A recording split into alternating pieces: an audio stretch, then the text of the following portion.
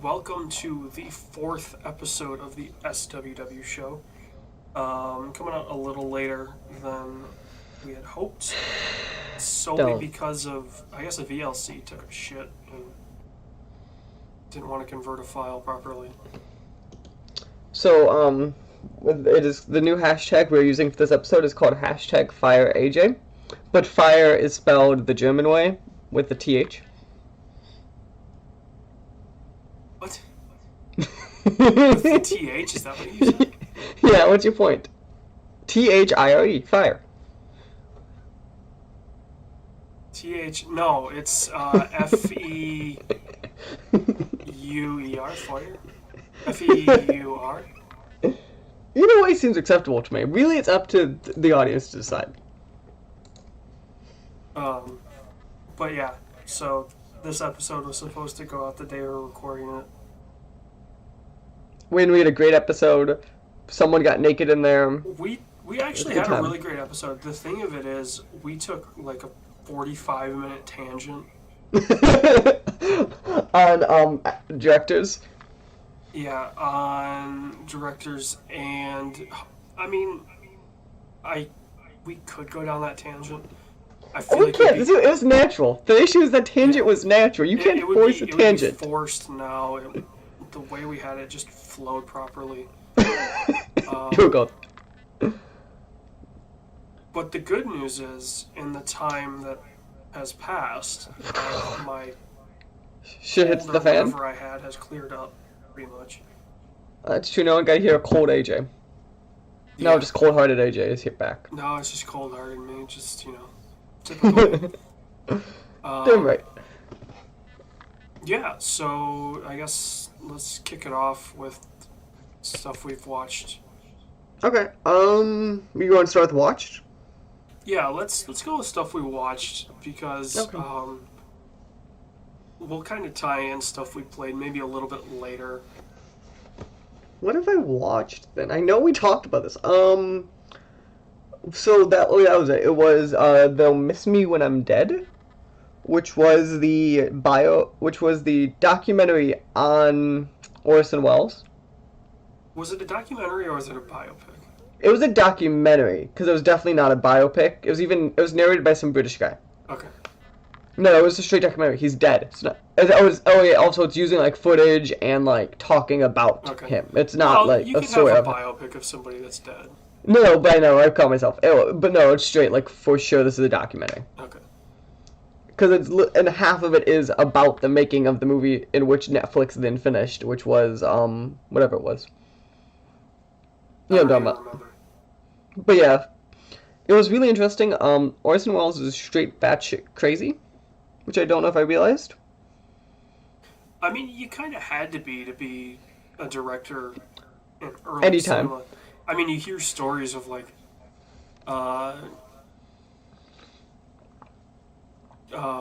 Kubrick, Stanley Kubrick. Yeah. I was trying to remember which one it was. All crazy. It's fine. Well, Kubrick was like afraid to travel. Okay. So every movie he ever shot, the stuff he shot, was within like 30 miles of his house. So then, would they just not film outside of his house, or they get like directors for different scenes? Well, you would have like, the first AD, the second AD. Like when they filmed Apocalypse Now, right, they did the... See, I always forget that's Kubrick because I tie it to Ford Coppola. Oh, shit, right. Full Metal Jacket. I Okay. get those two... Why did you get those confused? The number of times you get Full Metal Jacket and Apocalypse Now confused is surprising.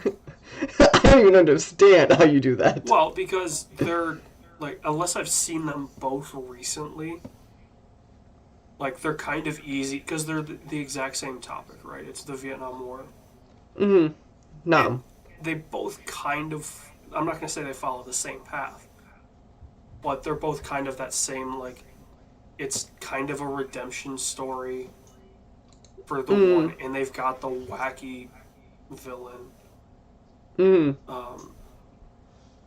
Yes, Full Metal Jacket. Kubrick's Full Metal Jacket. There you Not go. Apocalypse Now. No? And I think the reason I tie Apocalypse Now to Kubrick is that's just a title that fits his And I style. would give you that one. It totally, but I think he's was totally like they have similar styles, is what it is. Also, Yeah. Full Metal Jacket, like the scene where they're going through the bombed out uh, city mm-hmm.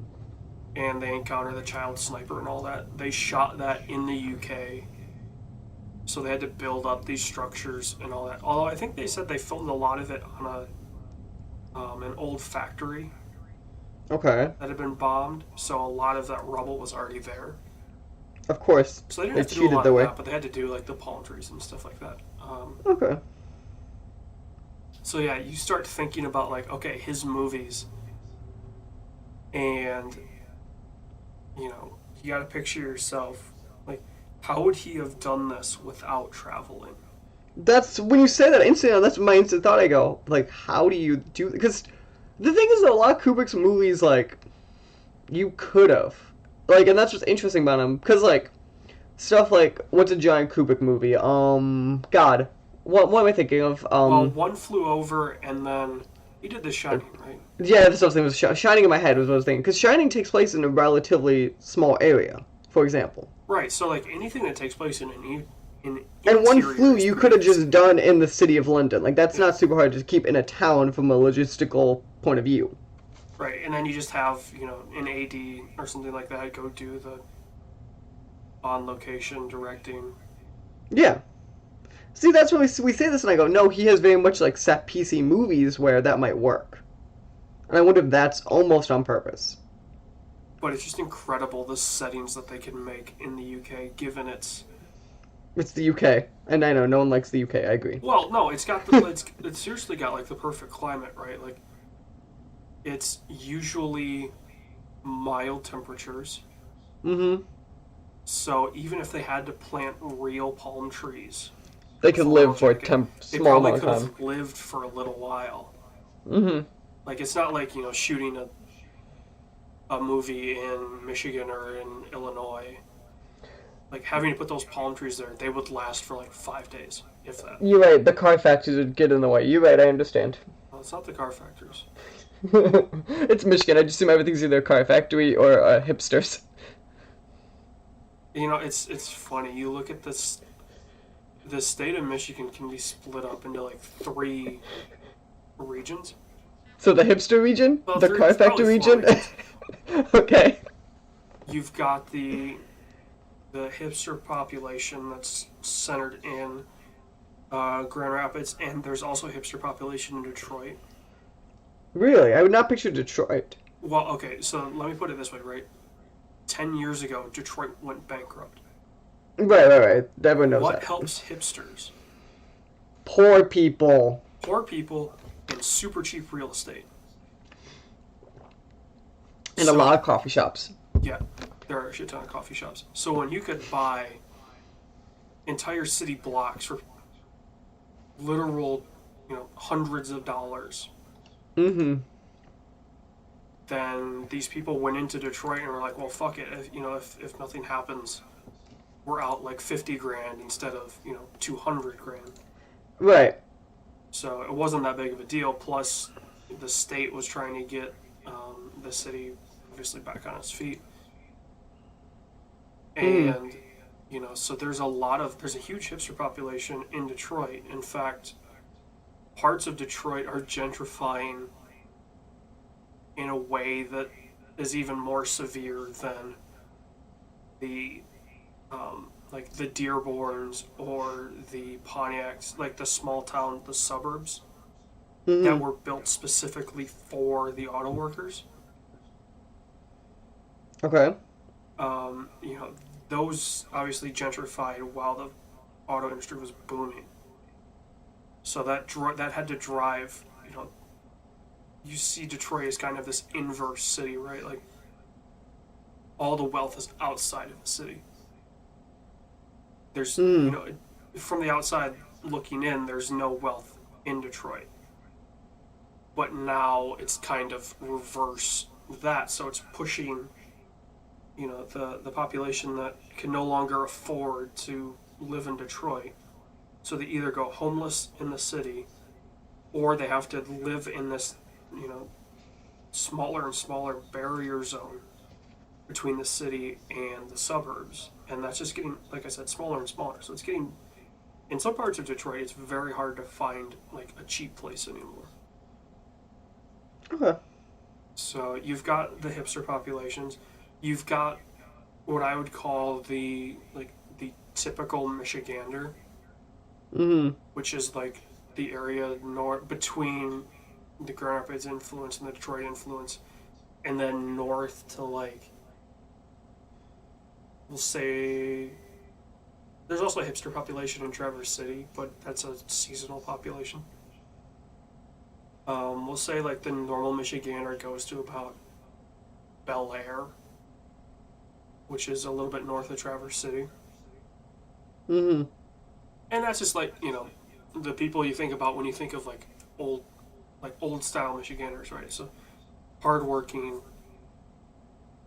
nice people. They'll, give you a hand if you need it. They'll help you out with stuff. But they're also not like super well off. Like they are working to live. And that's how they get by. Usually on a farm or something like that. Then you have the Yoopers.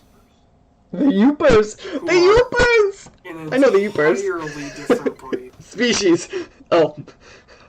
And, they're just hardy people. Like I would probably fit in fairly well with them because I do fairly well in the cold. It doesn't affect me that much. And they just survive. There's no other way to put them. Yeah. They just survive. So we've got the Yoopers, we've got the hipsters, we've got the northern, the normal Michiganders, and then we've got the rednecks. And the rednecks are in this stretch. It's not a very tall stretch. They're usually about 5'2". No, it's like 40 from the state line, from the southern state line, north probably 50 miles at the most for most of the state, and then it kind of flares up by Lake Michigan to get kind of like South Haven area. And then it goes kind of southern Detroit in the Irish Hills area. And that's the good old boys. The good old boys. How much you think it's the like Trailer Park Boys? I know it's a lot like Trailer Park Boys. Mm-hmm. So it's that redneck area gets it can be pretty fun. I got to give it to them. They can throw a hell of a party. Mm-hmm. So yeah. Nice. I'm glad we went into the depth of Michigan. Oh yeah, the other thing was that I saw WWE Raw live last week, which was a hoot and a half. The thing was the show, which I still don't like, is that Baron Corbin is the general manager of Raw. So I have a serious question. Is this your first live show? For wrestling? Yeah. Yes. Okay. I've seen both brands. See, okay, and we thought about this. The thing with SmackDown is I don't want to get gypped the hour of entertainment. You don't normally. But you do because, like, you're missing an hour. Well, you're missing an hour, but they also do dark matches at the end of the night. Yeah, but, like, let's both be honest. At the end, the dark match is just a thing that doesn't matter. Like... Well, but the thing of it is, when I saw SmackDown in Grand Rapids, that they had two dark matches after the show. Mm-hmm. One was Dean Ambrose and... Oof, okay, this was a while ago. I forget. Yeah, this is... When you said Dean Ambrose and SmackDown, I went, what? Well, okay, so this was the last SmackDown before the first of the new brand splits. Okay. So 2015? Sure. I think that's when they split. So it was... Well, and then everybody travels to the shows. Mm-hmm. So like the dark match is, a SmackDown dark match could be. Um, I'm just thinking of two Raw performers. Could be Lesnar versus like I don't know, Drew McIntyre or something like Oh, that. so our dark match was 6. It was a 3-on-3 women's match, Nice. and it was um a horrible team was Nia Jax Oh God. and correct. Her sidekick, whatever her name is.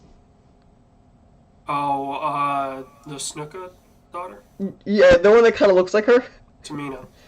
Yeah, Tamina, and I think one of the people from Riot Squad, the ugly one, Ruby Riot. And then the good side was Ronda Rousey. Okay. Um, Obviously, if you have Ronda Rousey, you have Natalia. So hold on, wait. They did this match. This was the dark match. Yeah, I know, but they did this match on TV. I think this past week. Oh, then why have they done this on TV though? Was maybe I saw a test of it? Because there's on the WWE YouTube channel. Mmm. Excuse me. The Raw recap has The dark match. Tamina, Nia, and the Riot Squad, Maybe that was it. Maybe it was. But yeah, it was totally, yeah. and Natalia. Natalia goes through a table.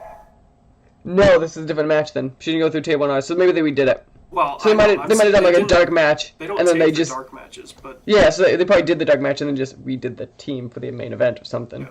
Usually dark matches are like test matches for something coming up or a wrestler that's coming off injury. Mm-hmm. So when I saw Raw, I didn't even stay to the end of it. It was that boring. When I saw it was fine. It was just I don't like Baron Corbin's whole gimmick of like King of Raw. I don't mind it because he actually plays a decent heel. Yeah, but like he's just a painful heel. I'm like, really? No one liked Kurt Angle, but like really no one likes Baron Corbin. The thing of it is, though, right, when Baron Corbin was a performer, when he was on, Mm-hmm. his deep six, when he could, like, especially when he was wrestling smaller people, Mm-hmm. and he could, like, catch them mid-air, stop them, and then throw them down, Mm-hmm. is very impressive. I'll give you that. It's just like I don't know. To me, it was like, yeah, this is cool, but like he at the end of the day, though, it's like, does anyone really want to see him? Yeah, probably not. Oh, one sec. You gotta pause this out. Yep. Here. Your dog's coming to get him for you. Oh, good. It's like, oh, me? There's two of them for each of you. You want the sour one or the lemon head? I'll take the lemon, probably. Sounds like a her thing.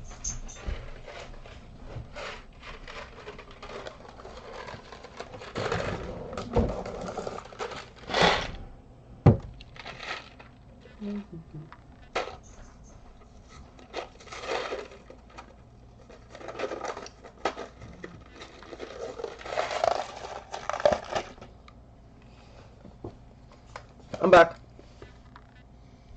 So yeah, I mean, and honestly, right, like, if you look at SmackDown, obviously has the performers you want to see. Yeah, which was so upsetting with this draft when they equaled out the brands. I'm like, Raw used to literally be the A show minus like 3 people. Because like, you want to see a good good match. You want to see Mm-hmm. like who can go. Okay, Styles can go. We know that.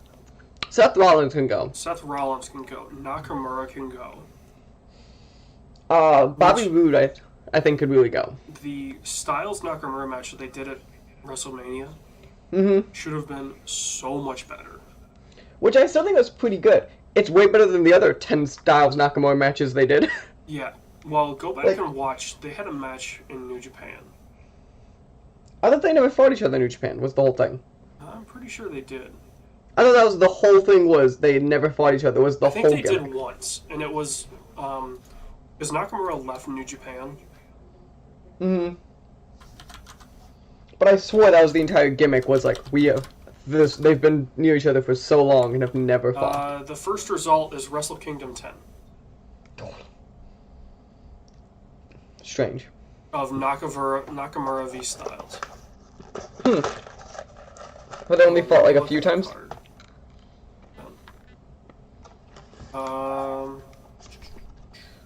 Had Okada, obviously. Obviously.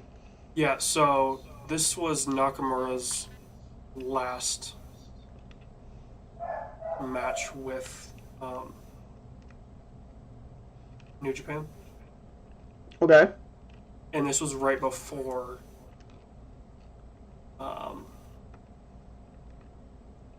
he signed with WWE. So,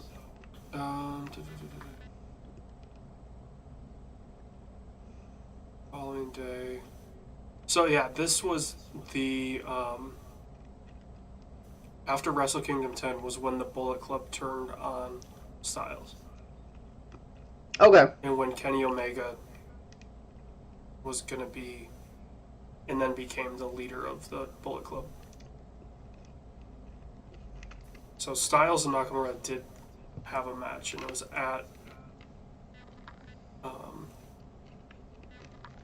on. It was a 24-minute match for the Intercontinental Championship with Nakamura winning. That's a long match. The main event was Okada versus Tanahashi, and it was 36 minutes. I've never understood a match that like lasts that long. I feel like at a certain point I go, Well, you have to remember, right? The Mm. Japanese matches play out a lot differently than American matches. yeah, it's true.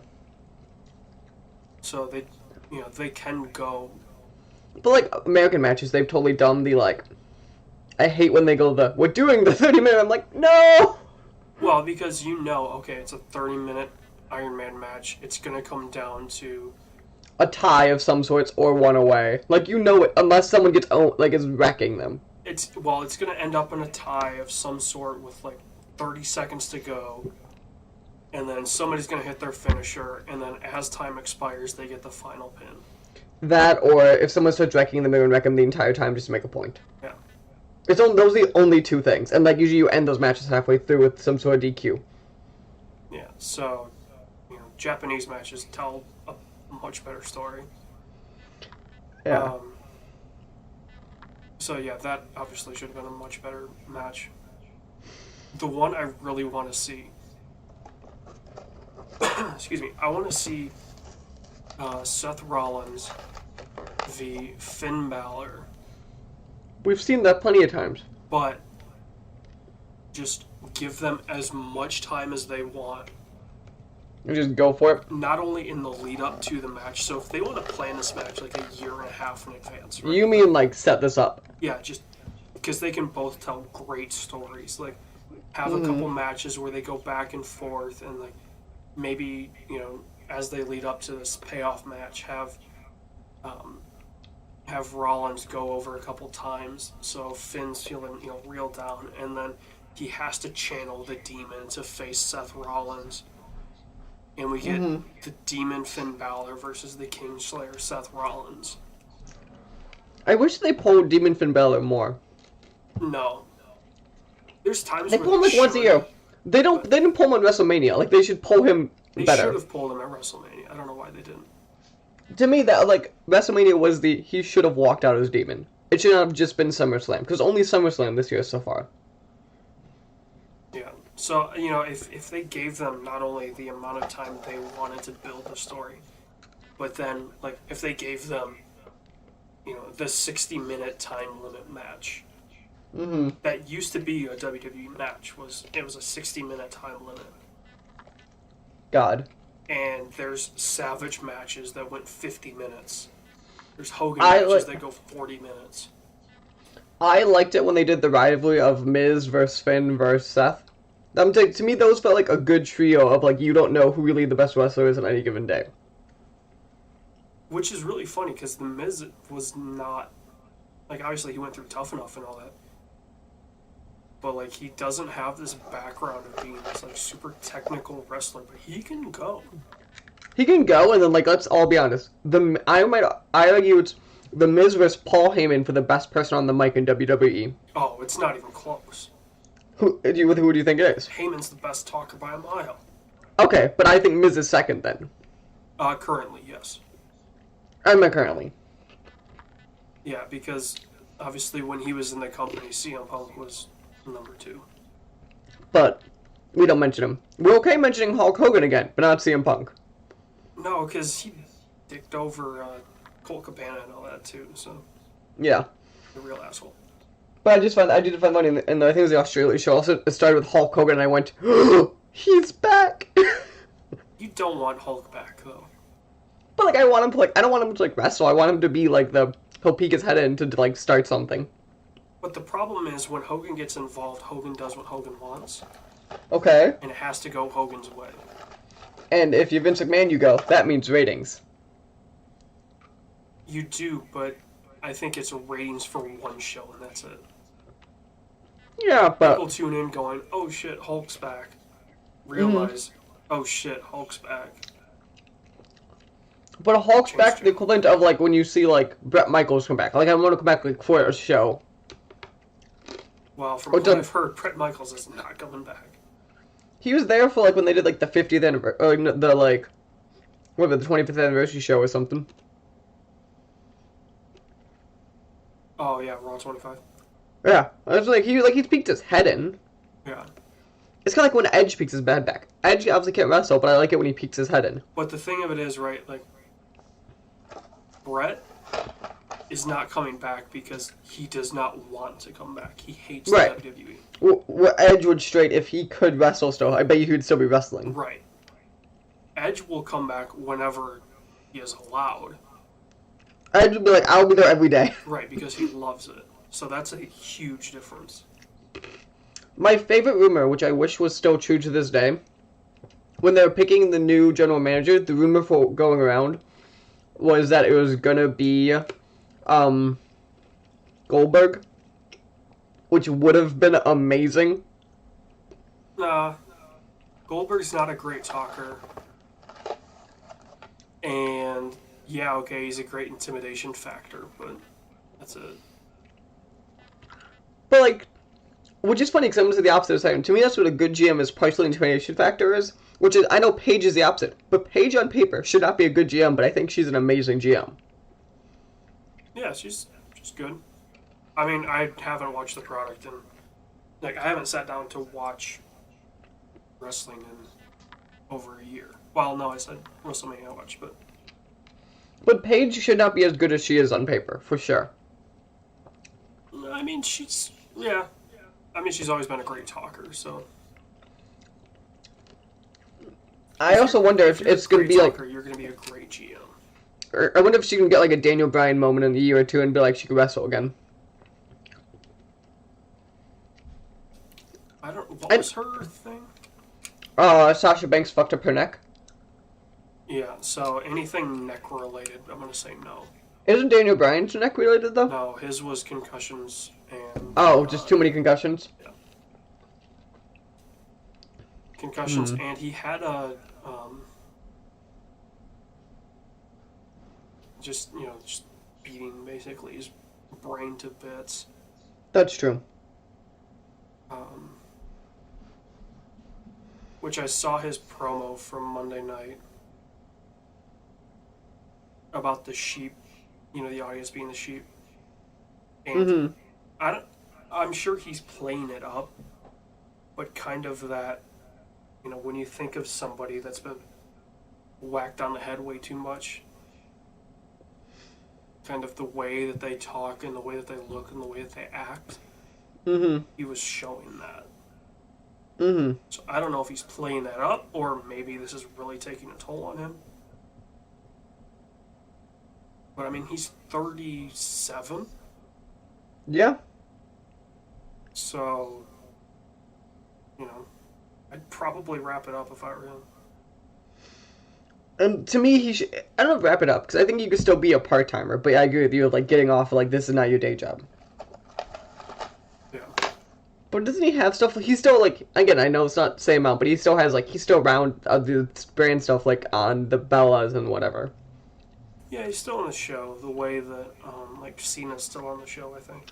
But Cena won't be because they're getting divorced or whatever, or if they weren't married, got separated. But Well, but are they? Because I thought I heard something that they were getting back together. I don't know. I don't watch it. I just knew he was on it. Okay. For the longest time, that's how you could see Cena. That was the only way you could see him, was to watch the Bellas. You really can't see him, but I saw him. did you though? You don't have any pictures to prove it. I mean, I don't, but I have You had one job. people that will back me up. I know he doesn't appear on photo, but you at least could put your arm on something invisible and said you saw him. No.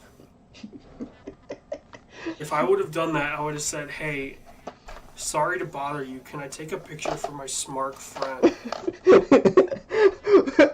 You've seen if I was him, I'd be like, put your arm on that chair and just pretend I'm invisible. Yeah. No. Anyway. No? You So know, whatever you watch. We went on a tangent the last time we recorded this, and we just went on another tangent. It was completely different, though. It was. So is that everything that you've seen? I think so. Wrestling, the Orson Welles thing. I think that was it, yeah. I said I was going to watch it for the movie club, and I didn't get around to watching it What? when we recorded, but I watched it on my trip to Florida. The Last Race, which is a documentary about the last racetrack on Long Island. Okay. And what I actually found really interesting about it was when, like, stock car racing was big on Long Island, there were 40-something tracks. Mm-hmm. Which, you think about Long Island, it's not that big. Like, it's decent sized, but Long Island, isn't it like 10 miles or something? I think it's bigger than that. Are you sure? I don't know. I don't know if I can spell. It's 1,400 square miles. Okay. That's still not that big, though. It is, hold on. Both the longest and largest island in the contingent U.S. Has It's 7.8 million. 118 miles from harbor to Montauk Point. Mm-hmm. So it's 118 miles wide by 23 miles tall. Hmm. So, you take... let me pull up a calculator real quick, because I can't do that math in my head. It is... just have it. 1,400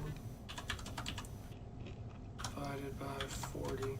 So that was one racetrack every 35 square miles. That sounds like a good idea. What's the issue? Could you imagine if there was a racetrack every 35 square? That would literally mean you could see one racetrack and you could see the next one. Probably. Yeah, you could, if you were high enough up, and it was a clear, perfect conditions, you could see one from the other. Mm-hmm. Yeah. Isn't that insane? And if we just take the width of the island, Mm-hmm. that's one every 3 miles. I don't understand the point. I don't understand the issue. It seems like a good idea. I love racing, like all kinds of racing, stock car racing, small short oval racing, open wheel racing, endurance racing, stuff like that.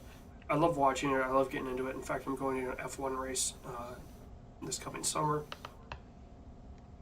And Ooh. humble brag. Even that is almost too much.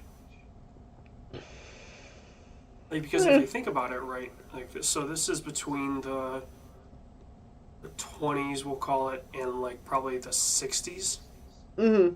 that all this would have been happening. Mm-hmm.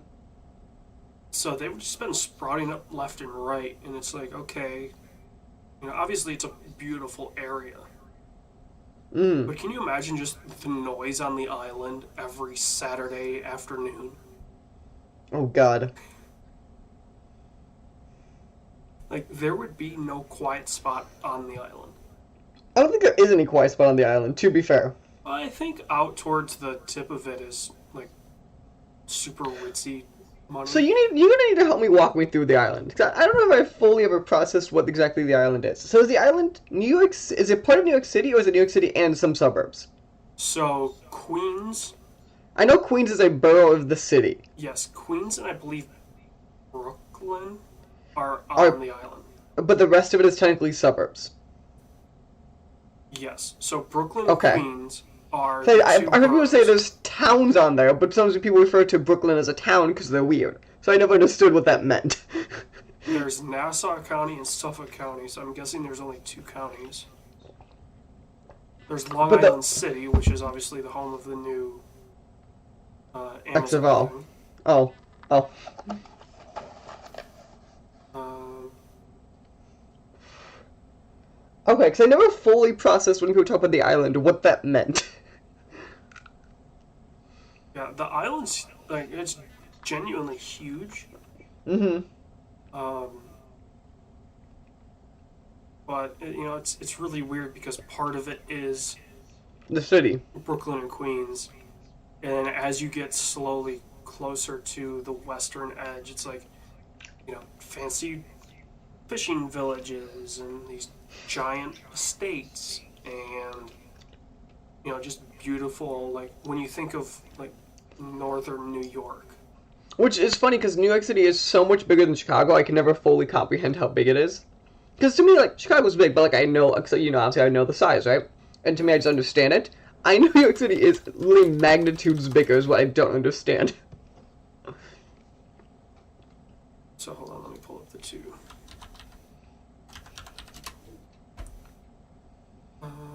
Pull up the Wikipedia pages for both of them. Oh, no. I'm not doing population because that's just Crazy. crazy. So land-wise, Chicago's 227 square miles. New York City is 302, almost 303. That's it? Physically different? Wow. But that's like, New York City, and then you've got obviously urban and metro areas outside of that.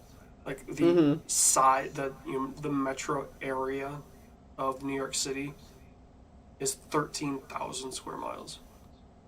Mm-hmm. Chicago's is just under 11. Okay.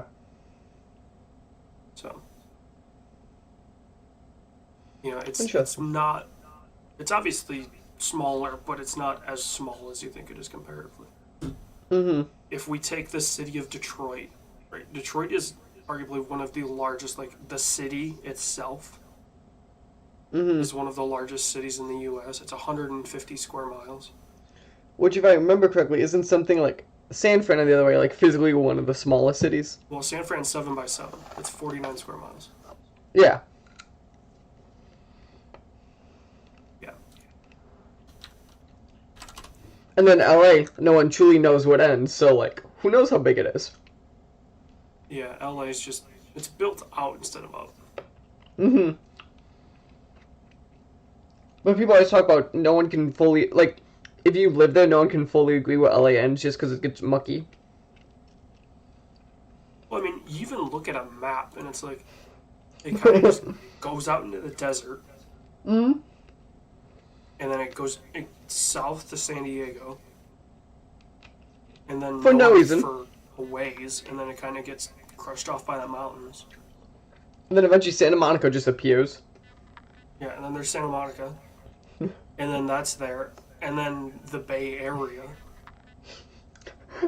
I hate when people go like, there. I'm like, no. When I'm referring to the city, I do not mean that you live an hour from the city. Like, that is not what that means. Stop extending these terms. I mean, where your parents live, I would say, is not. I mean, obviously. We're Chicago. We're considered Chicago land, is what it is. Right. You're not in Chicago though. Yeah. But like, there's some people who try to sell them. Like, no, you're not. Like, okay, the perfect example is there's this Hilton they call, I think they call it like the Hilton Chicago. And it's like the really nice hotel where a bunch of like you'll see like football weddings over here and stuff too, right? Okay. Mm-hmm. Like it's this level of nice. It's in Oak Brook. Do you see how that's not Chicago? Yeah. So for the people that aren't from Chicago, we're talking about like 30 miles out of Chicago. Yeah, it's. I mean, that's the equivalent of me saying I live in Grand Rapids, because I live about 30 minutes from Grand Rapids. 30, But like, you 30 also, minutes, 30 minutes. but if you're like, I've seen it where it's like on the news and they're like, the Hilton Chicago. I'm like, what the fuck are you talking about? Well, like Obama did a speech once, and they were selling it as in Chicago. It was at this hotel. It's not. It's like, though that's like, Disney and everything in Kissimmee saying they're in Orlando. Like, it's a hike to get from Orlando to Disney. Mm-hmm. But they at least built buses into it. Yeah. God. You watch anything else later? I watched the Thanksgiving football games for a little bit. I watched the. Are the Bears still in the play? Wait, are the Bears still in the? Fall. Are the Bears still in the playoffs? So the Bears beat the Lions, Okay. which I'm not a Lions fan, so I'm not a Bears fan. Like, if I had to pick a NFL team, I'm going with the Houston Texans. I just know the Bears are number one in the NFC, which means they're better than both the Packers and the Vikings for like the first time in how many years? Well, hold on. They're the best in the North, I believe. Ooh. The NFC North, Yeah.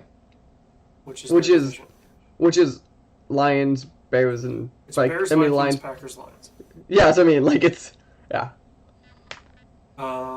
Granted, you're only 8-4, so that's not a huge. Okay, for the Bears.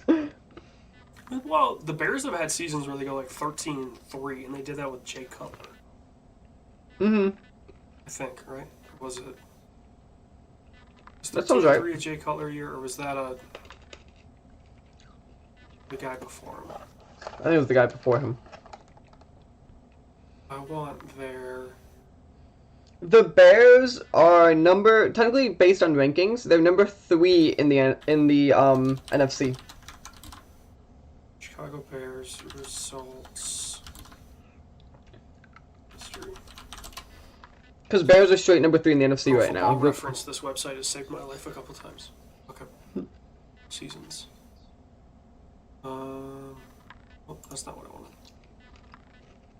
I wanted there. Okay, here we go.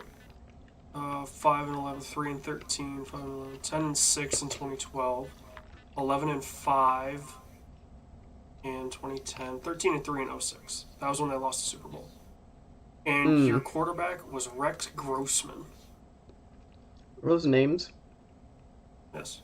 Jay Cutler led your team to 11-5. Wait, are we not? Are we not in the playoffs yet? I guess. No, you guys haven't. Oh. No, it's I don't week. understand. This I don't understand. Week 13, I believe. Oh, I don't understand how football works. I guess. Oh, but the Bears are probably high enough at this point where they're almost guaranteed in it. No, they've only got, I think, a 1-game lead. I don't know. Over who? Minnesota. No. Vikings. We have a 2-game lead over. Hold on 1 second. I'm on Pro Football Reference. Just give me a second. I'm looking at the stats. Season 2018 season standings. There we go. Okay, you are the NFC North. Uh-huh. Technically, they're 6-6. We'll call them. Why? Because they're 6-5-1. Okay, I'll go 6-6. I was being The nice. Packers are 4-8. I always count ties as losses. Packers and Lions are out at this point. It's between the Bears and the Vikings. Pretty much. So, if the Bears whiff it, the Vikings are in.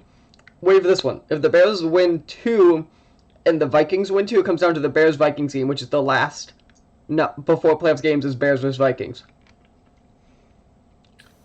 And the Vikings are currently in the playoffs as the wild card. Second wild card. So in my head, realistically, it's probably going to be, they'll both be in because how that works. Unless the Bears whiff it the next 4 games. Let's look at their schedule. Rams, they're facing next. Oh, that's a loss. 49ers, they're facing also. Okay, so you've got a That's a win. Loss coming up to the Rams. You've got, we'll call it a win against the Packers. Oh yeah, because Packers aren't doing good this year. Other years, besides the first, because they beat them once, this year and lost once against them this year, I think. You only play them twice. So they then no. lost against them. Do you remember that loss? It was the stupid, like, they knock out Aaron Rodgers. He comes back and freaking destroys them.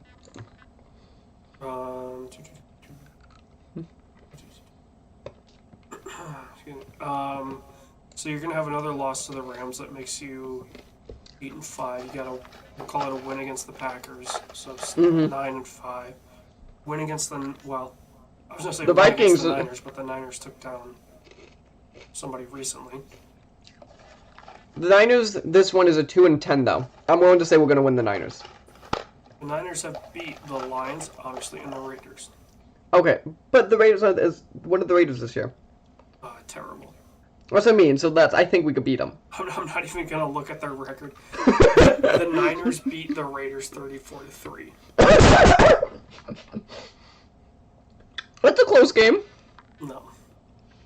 Where's the Raiders? I can't even find the. Oh, they're in the. Are they the AFC? Yeah, they're in the AFC West. Oh, the Raiders are also 2-10. Yeah. Jesus, I'm looking at their current injuries, and it's ridiculous. It's 1, 2, 3, 4, 5, 6, 7, 8, 9, 10, 11, 12, 13, 14 on the IR, including 2 kickers. 1, 2, 3 corners, 2 running backs. Their long snapper. 2 D tackles. An offensive lineman and a tackle. And a running back are all on the injured reserve. And you've got Martavius Bryant, who's a decent wide receiver, questionable with an injury to his PCL. So that was Football Talk with Mike and AJ. We are your native football experts for all things handball, football, and headball. I believe it is time for a break, and we'll come back with some video game chat. Yeah.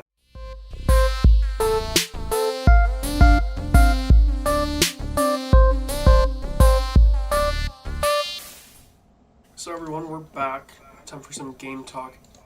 And before we get to it, Mike, I just want to say, I believe this game was released it was yesterday, so the 4th. Okay. Just Cause 4 already has a crack up on PC. Oh, you know, I forgot Just Cause 4 literally existed until I saw people talking on it, and I went, holy shit, that is a game that's real. Did you see the Easter egg that they put in it? I know I saw there was one, I didn't look into it. It's the Bennett Foddy. Oh, that makes a lot of sense because it's New York. And I think Bennett Foddy might have, the Avalanche team's in New York. Oh, yeah. And Bennett Foddy teaches, does not take place. and Bennett Foddy teaches at NYU. So even from that logistical end makes a ton of sense too. Yeah, there's just a cauldron with a pickaxe next to it, and if you grapple into it, you pop into that 2D getting over it look. And it actually controls getting over it from what I've seen. Really? Yeah, it was pretty impressive. Ooh. Nice. So video game talk.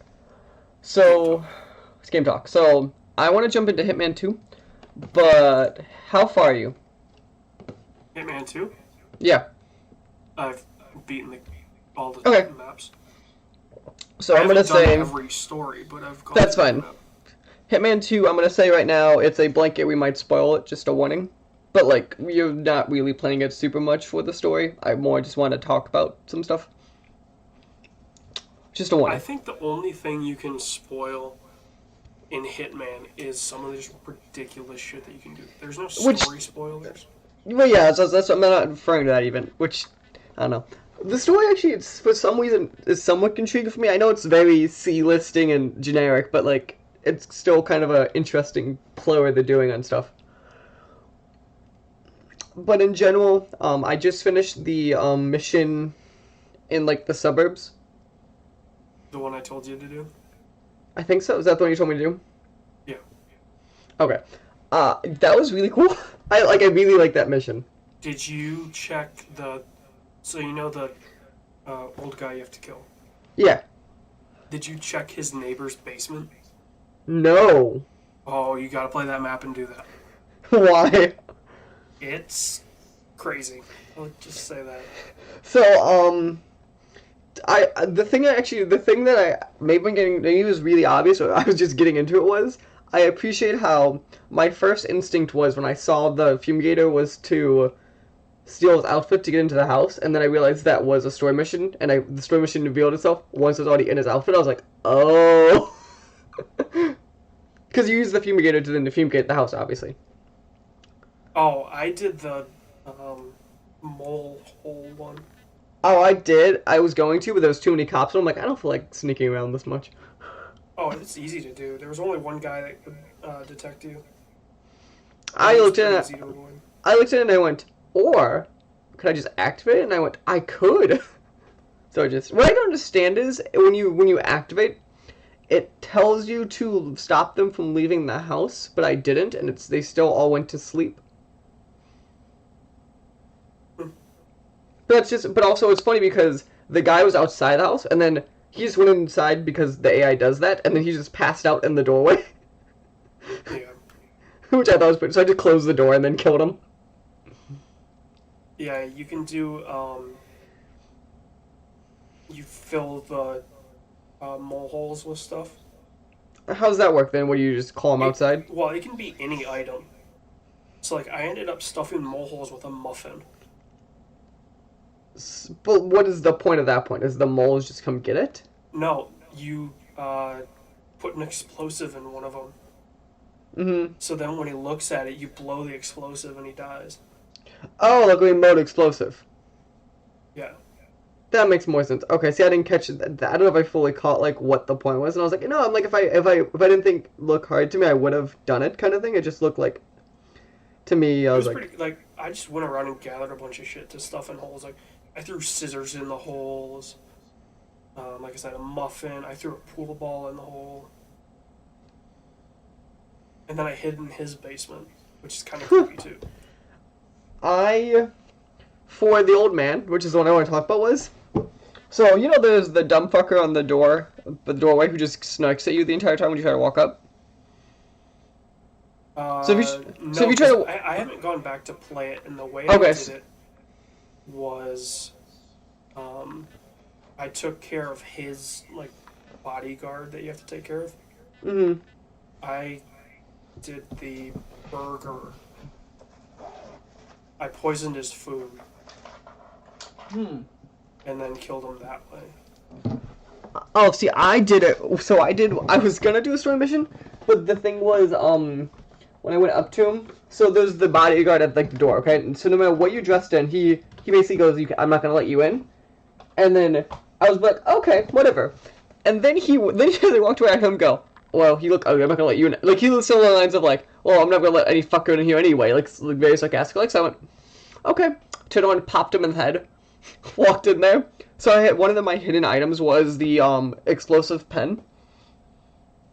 Yeah. So I just chucked it at the guy's head in the doorway. The guard was next to him. It exploded, killed the guard, and I just walked out clean, scot-free. Because the one guard who was next to him that was looking at him got exploded. Yeah. The mole hole one is kind of like that too. Somebody comes around and looks at him with him. Like the mole hole, it's harder to pin it on you in comparison to this was me in the doorway chucking it. Oh no, they knew it was me pretty quickly. Oh, did they? Yeah. They were like, "Whoa, what's going on? It must be that guy that just fixed all the mole holes." Mm-hmm. I'm like, yes, I am. I'm hiding in the guy's basement. Yeah, like, I'm not gonna tell you, but yes. Oh, God. Hitman 2 is definitely good. This I'm doing I think what's the final mission is what I'm on now? The, like, Secret Island. yeah. This to me, it looks akin to the Japan map in the first Hitman. I'm very concerned about how hard it will be. It's not terribly hard. Because to me, the Japan map, and maybe you're different, to me that was stupid hard. Once I knew the map, it was pretty easy. But I think learning that map was hard. Just getting places, because everything was so restricted and so watched, and... Yeah, well, okay, so the thing that makes Japan hard is if you don't have that disposable scrambler that you can get from the Colorado map. If you don't have that, you have to get an outfit.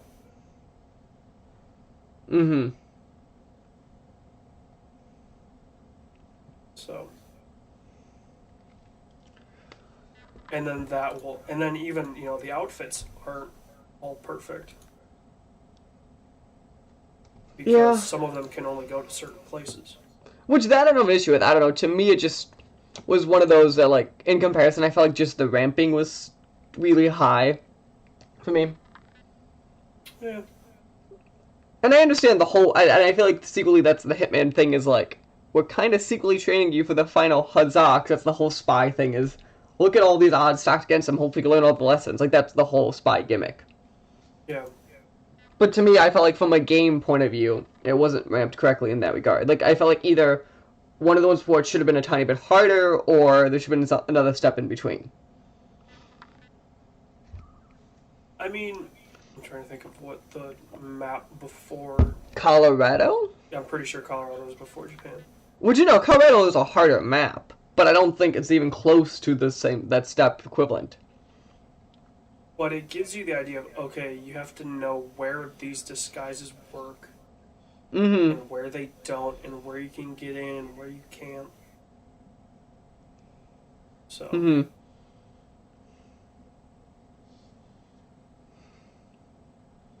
It's definitely, I believe that, it does ramp up in a way because I'm trying to think of the maps. Paris is pretty easy. Paris is the equivalent of the racetrack in this one. Like, they're totally the same, idea of a map. But there's no Helmut Kruger, which is the upsetting part. There's the Stig. I wish they just put Helmut Kruger. Like, people would have straight lost it. You can play as the Stig. Oh, it's not Helmut Kruger. No, but it's hilarious. I have a question. Do you think they knew Helmut Kruger would be as big of a deal as he was? Or do you think they were just like, hope people like him? I have to imagine they knew. Because look at that man. He is beautiful. I mean, there's people, that talk about him, like, in the map of being, like, 47 looking like him. So they had to know that people were gonna do it. So. But at the same time, I feel like it was such a thing. Well, it ended up being a thing because it was an easy one to do. So. But And we've got Red Dead. Good old Red Dead. So, are you touching any more? Oh, you did online, right? Yeah. Any more thoughts on that one? I'm gonna wait on the online until they finish Fix stuff? it and release it for real. Okay. because they've said they're going to fix like the economy and stuff like that. Some of the stuff that definitely needed to be fixed. Which also, the thing I'm going to give it fairness for, which we're going to talk on a few minutes about Bethesda, not give the same fairness for, they call this a beta, and this is on top of the $60 game. This is not the $60 game. Right. Which is no, they still get shit when stuff's busted, but I think they don't get the same level of shit. And they definitely said, like, hey, guys, this is, A beta. yeah, you're going to get into a beta. It will eventually be open, but it's still a beta, so if something's wrong... And if someone gives this to me on top of a ground-defining open-world RPG, that's probably going to say change the genre forever. Like, if like if Witcher 3 gave you busted online, you wouldn't care as much as if something else gave you busted online that was only online. Yeah, I mean, obviously we'll talk about it in a couple minutes. That was... The fact that,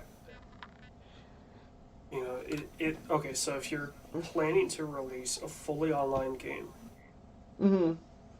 and you're a company that's known for having arguably the buggiest AAA games. I will probably agree with you on that, 'cause I don't know, it'd be hard to compete. I still think they have some of the highest quality, but it's still in the highest buggage. I think we separate on that, but I still think it's both. Well, there's a difference between quality and buggy. Yeah, but I think it's interesting because I think they're on both. Like, they're highest on, some of the highest on both. Yeah. I think what you and I obviously fall apart on the quality of Bethesda games, but we both agree, obviously, they're stupid-ass buggy. So if you take, your mentality of, oh, don't worry, the PC modders will fix it with an unofficial patch. Right. They can't do that with an online game. Mm-hmm. Because otherwise that's an unfair advantage, right? Like if I'm playing the game on PC and I have the unofficial patch, and you're playing on PC but you don't have the patch. Yeah. If this unofficial patch is like, okay, it runs smoothly at 60, it renders properly, you can see the characters, draw distance is increased. Which is a huge advantage over you. So it's the difference, and this is where I don't know the nuance. You know this too. The thing which I think is the patch is acceptable from the modding patch is, which I think is really cool, for Fallout New Vegas. So Josh Sawyer was the design director on New Vegas. He made a mod for New Vegas of the decisions that the team decided that they didn't want to make, that he wanted to make, just showing the game he wanted to make, which I think is really cool. Yeah. Which I think with that one it was tweaking numbers, but he's like, no, this is a different game in a lot of ways. He goes, this was my vision. Which I think is a cool way of being like, let's use this tool and just see what I would have made. Yeah, I mean, obviously those things get interesting because, if you have a developer that builds a game based on choice.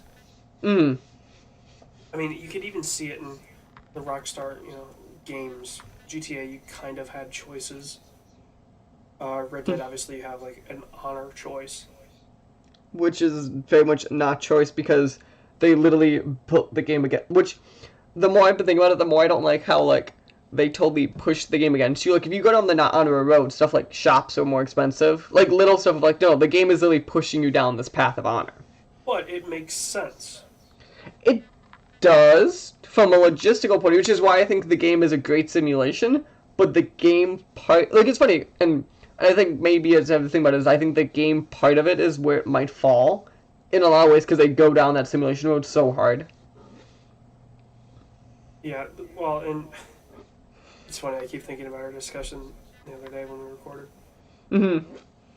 I can lose hours in Red Dead. And I can too. I don't think that's my issue with the game. So, but the simulation point of view, like you said, of Red Dead 2, is so great. There's so many systems. There's so many things.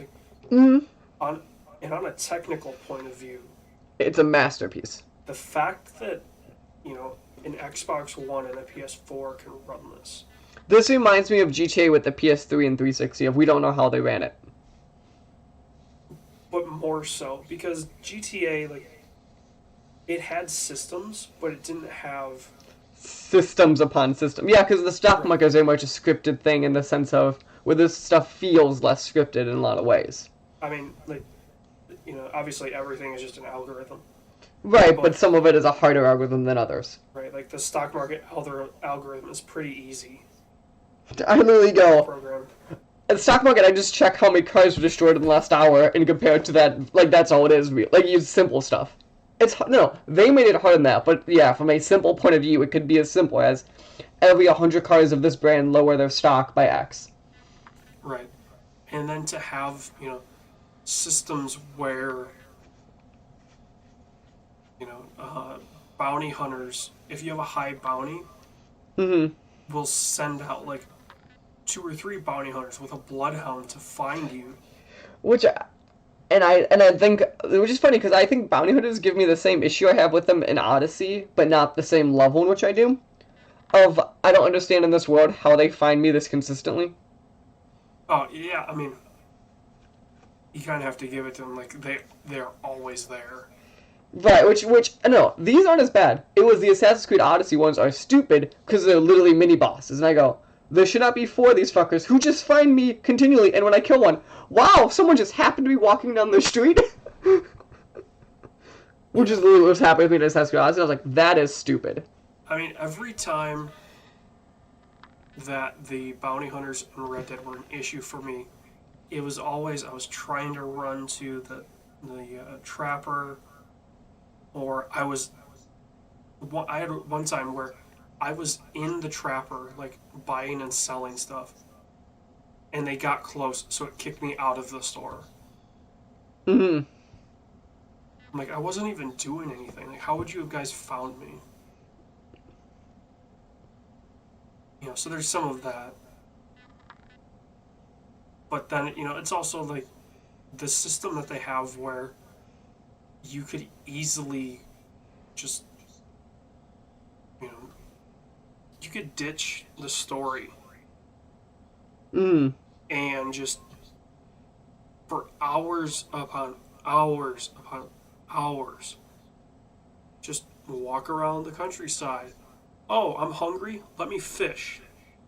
Oh no, and that's the part I think that's really cool, or the cooking makes a lot of sense, or I think the cores get tedious at points, but I think they're a really cool concept.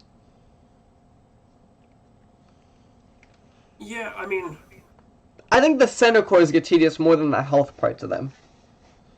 Like, I feel like, and I understand because it's literally based on time mechanism of you should be eating twice a day, but like, when you're playing in the moment, that is not how majority of people think. Not saying all, but I think the majority of people are probably gonna would just forget about them until they're in a firefight. yeah. I mean, it's also right. Like, if you have the the uh, the routine down, right? Like, if you're in camp, okay, sleep, wake up, do your chores, take bales of hay to the horses. Which is funny, because I legitimately just never go, unless there's a mission to pick up, I just never touch that camp. I did the chores a couple times. Because, like, I don't know, to me, like, I've heard stories of people being like, I always go to camp. I'm like, why? Like, I have no reason to. I would, the times I would go to camp were for like, okay, going through my routine, right? Of like returning food to the camp. Mm. If it's in the afternoon, eating the stew, and then, either going back out on something or sleeping for the morning. And then when you wake up, like I said, you do the chores, you do some other stuff. And then you grab the stew when it's like 12:01. You can grab the stew. But yeah, it's little like that. I don't think, to me, I, like, process that in that regard. Like, in the moment, a lot of times, which is interesting to me. Yeah. So, I mean, like, we could go on and on and on. Do you know what also intrigues me a lot about this game particularly is? between the two of us, I always would have pinned me as the RPG person and falling for those systems way more than you. I fall into systems. But like RPG especially, I feel like is a me thing. Rockstar art games, I go head first into. And maybe that's the difference is because of the way it's Rockstar built it. But like as a whole, I'm saying if at any moment I'd say who's more into an RPG, it's me. I mean, think about it. Okay, like Witcher, I stepped away from. Right, which is that, and that's funny because that's totally a thing I love. Well, the problem was like, if I left it for 2 days, You'd forget about it. I would forget the combat system. I would forget where I'm at in the story. Like there were so many things. I was just like, there's too many systems for me to dive into. Which to me was the amount of I just loved it. Fallout, I just toggled God mode and just ran through. Which is funny, like again, it's like New Vegas is like legitimately I argue is one of my favorite games ever. Borderlands, I just couldn't get into. Again, these are me games. I'm trying to think of other like Skyrim. I just got so sick and tired of Skyrim.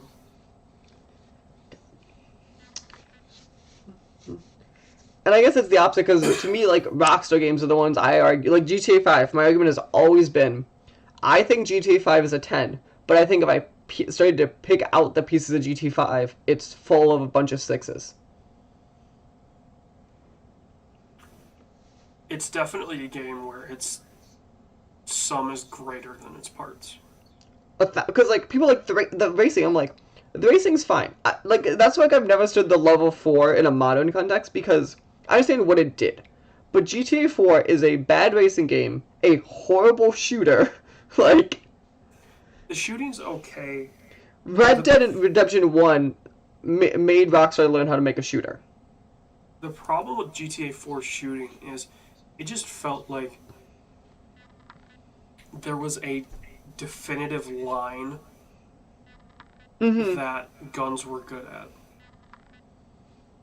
Like, right. You could literally be one step beyond the line and you're gonna be fine. But also, its physical control of moving the gun did not feel right in that. Eh.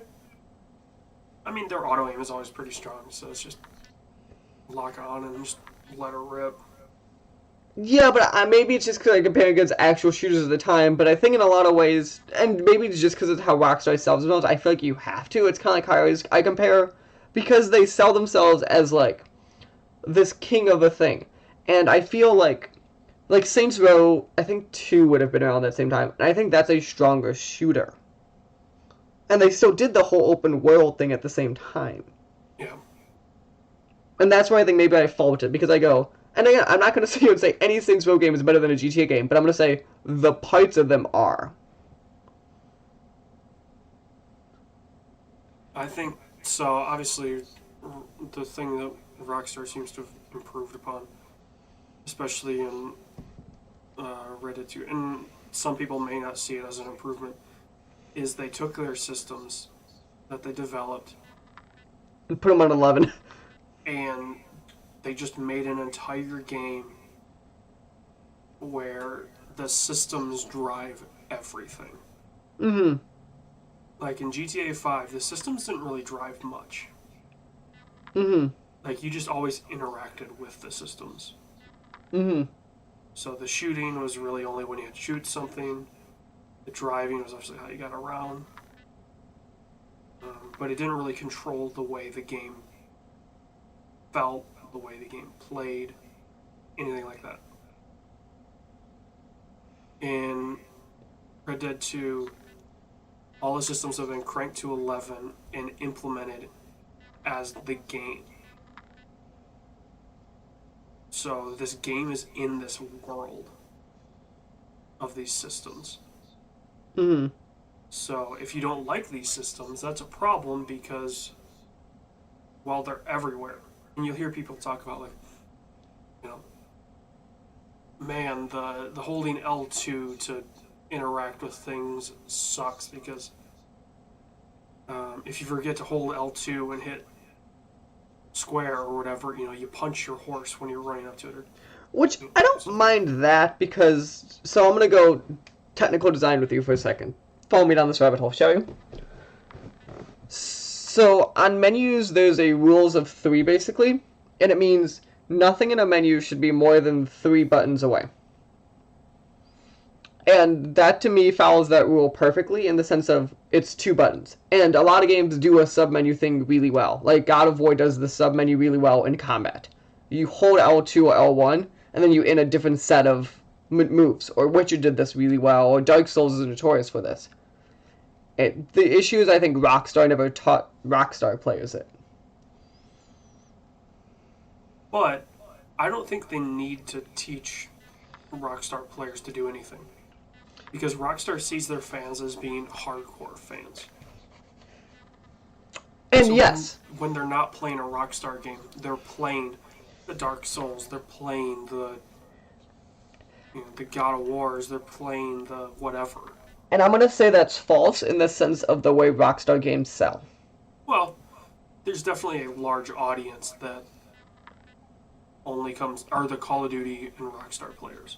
Right, and I think the way, and that's what's interesting about it is, I know that's the way they advertise and that's the way they make the money is totally that portion, but like, it's interesting to me always about Rockstar games is, they're technically, so I'm going to compare them to Pokemon in a lot of ways for a second.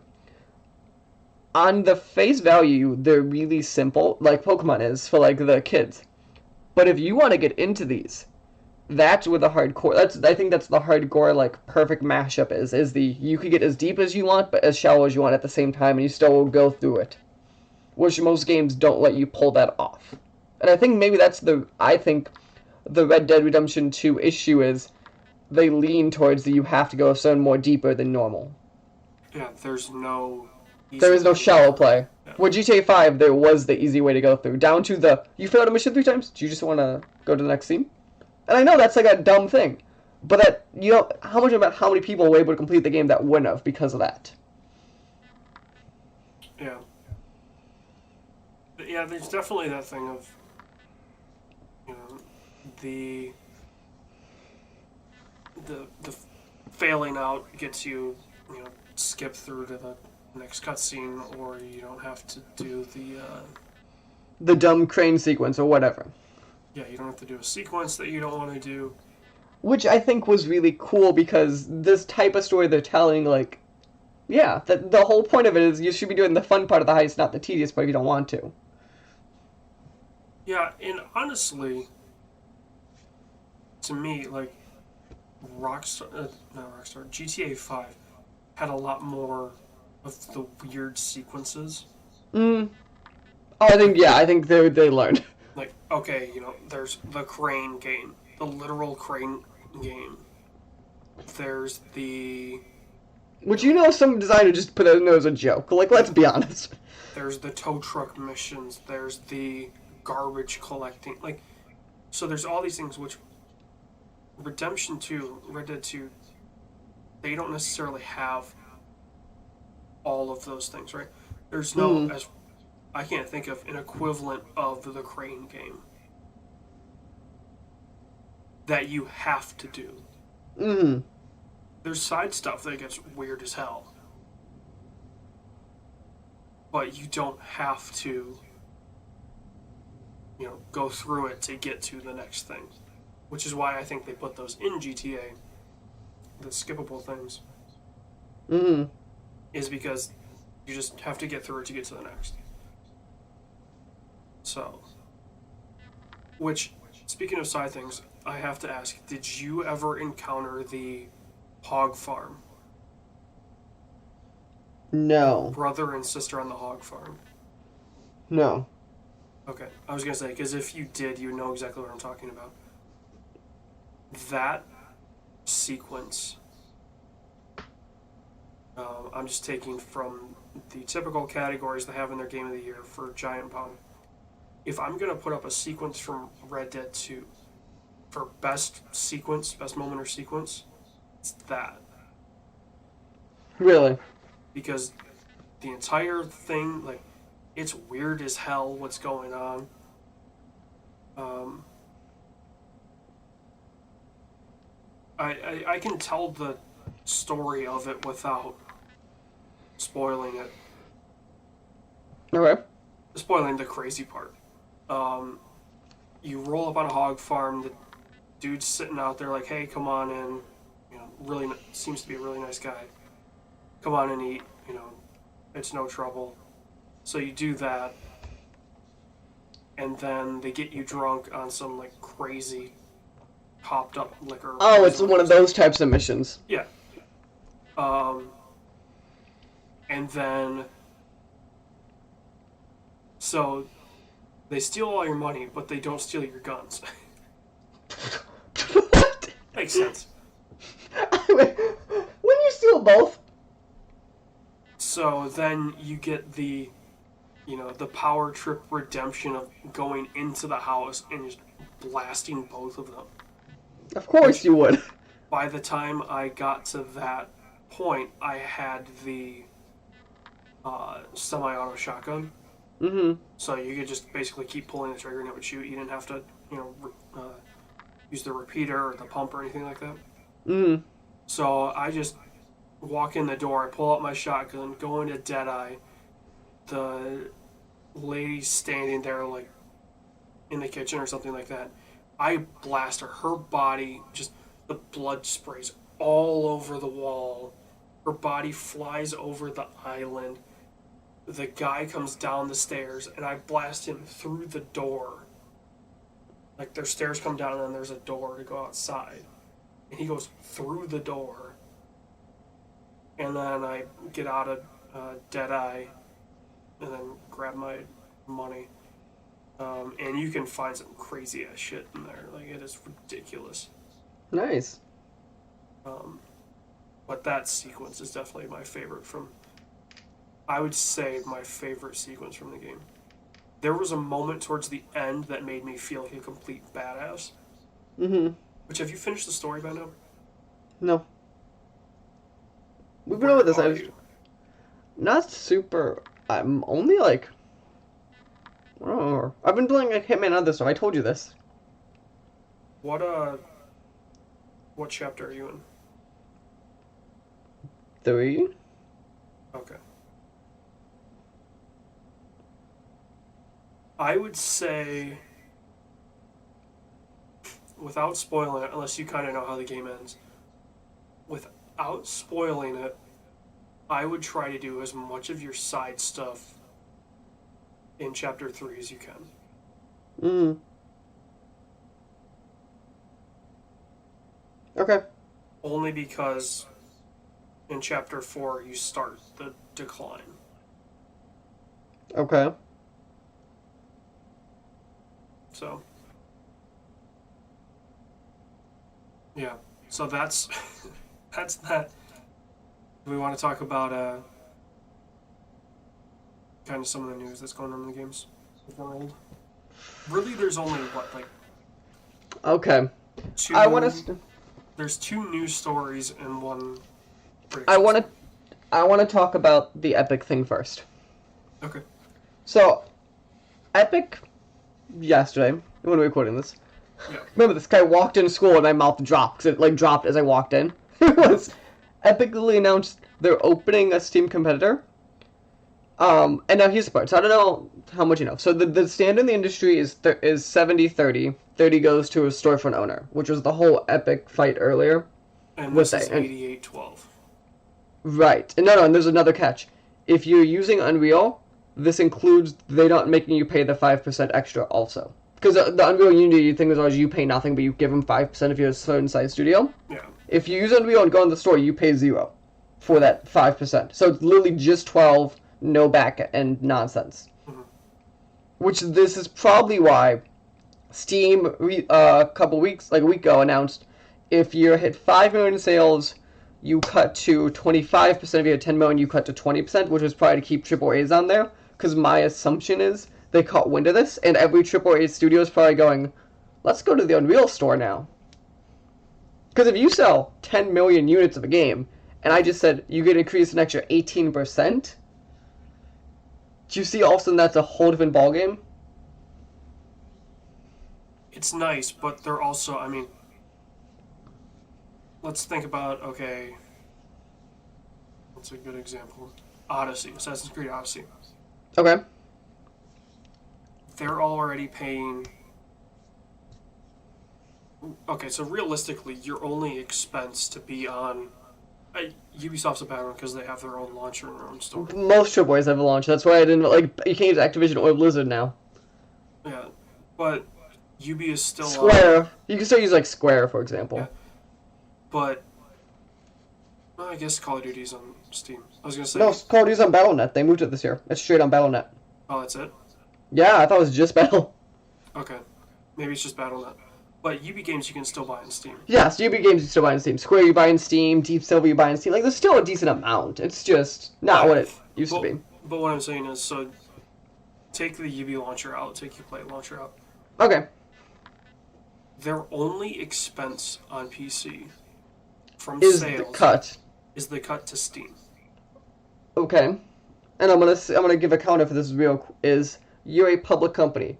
You legally have to try to find a way to increase profits year over year. Like, that's how companies work, right? Right. What if I told you you could make this? I'm getting at. Oh, okay. That's not the point I'm getting at.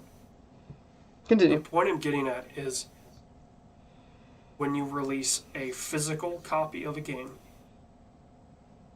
you have the company to press the disc, the company to ship the disc, the platform holder to license your game to get onto the platform. Right. So then the company that sells the game takes a cut. So, right. So when you come down to it, a 70-30 split doesn't sound that bad.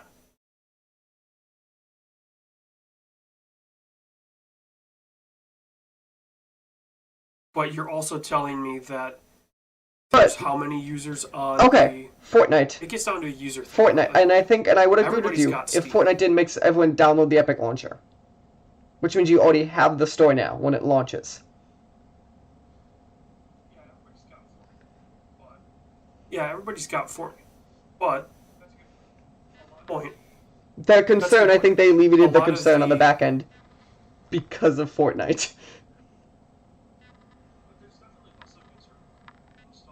There's definitely And less also, of an let me ask you, if I'm install Square and I go, Final Fantasy What? 16 on PC is exclusively on Epic Store, for example, you'll still get your audience to buy the game. No, but I think if you had like But you'll 2 or get 3 less. AAA studios, like if a few of them just go, okay, we'll launch here, I think that might be enough to like alleviate concerns. You just need 2 or 3 people willing to take the risk, and I think you're fine.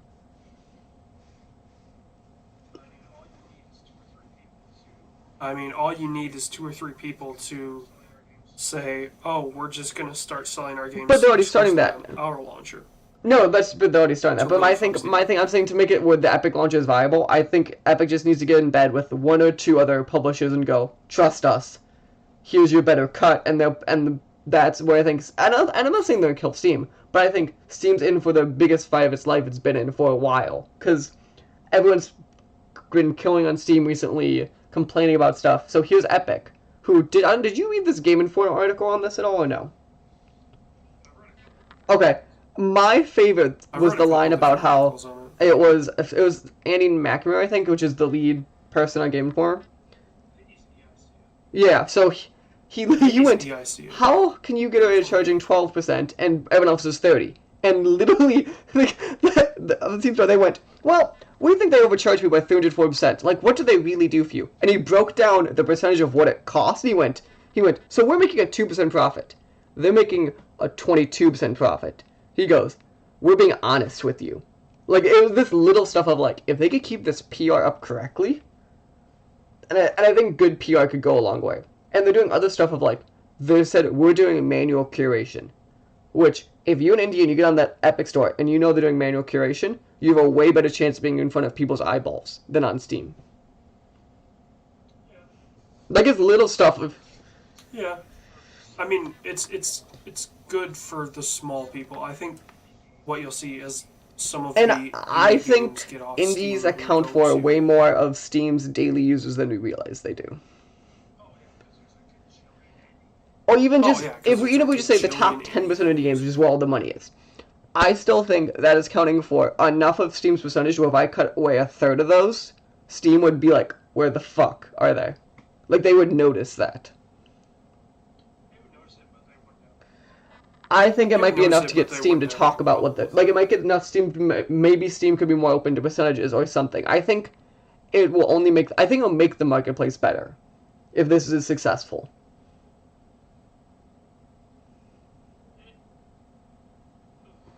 It I'm not saying tomorrow, but I eventually think you will. need,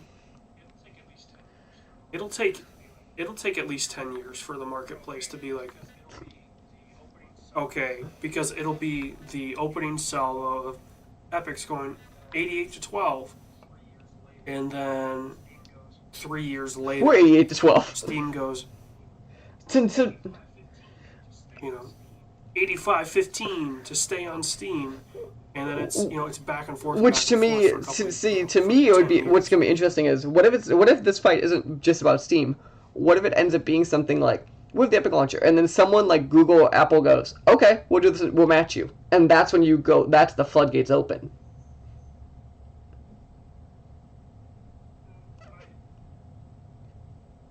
Because I they said they're launching the store on, the store is the launching on thing of Google it is, Play. right? Oh, not Google Play, but on Android phones. Which, and that's the interesting game of, do you just go, fuck it, here's a mobile game on here?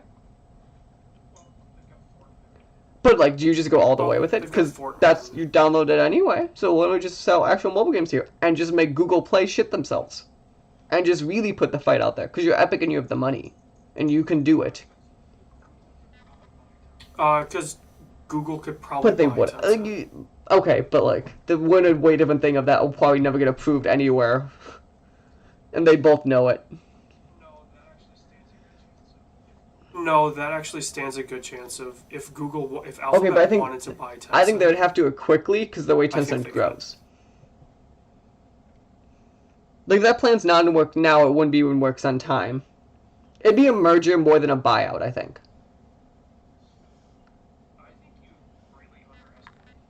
I think you greatly underestimate the And money that Alphabet I has. don't know. If you told me they could merge, I could see it. I don't know if I could see an outright buying. I mean, you have to think Alphabet owns the Mm-hmm. two largest search engines in the world in Google and YouTube. It owns two of the three highest trafficking sites in the US. And it's got its fingers in so many different pies. So it's, Like the 10 rules of Alphabet are everywhere. I mean, they're even further than you and I even know. Like, there's tendrils in the government that we don't even know about. Right? There's black companies for Alphabet that are developing, the next tech for the NSA and for the KGB and for all these spy agencies and stuff like that. So they could easily go at Tencent and go. I just mean more of the sense of, I think this is a fight where I think we're going to see repercussions in a bigger landscape than just this fight, but I think this is going to be the proxy fight that changes some stuff. And the reason I think this is, and people are like, well, Discord or itch. I'm like, no. The difference is, Epic has the money to at least put the fight to Steam.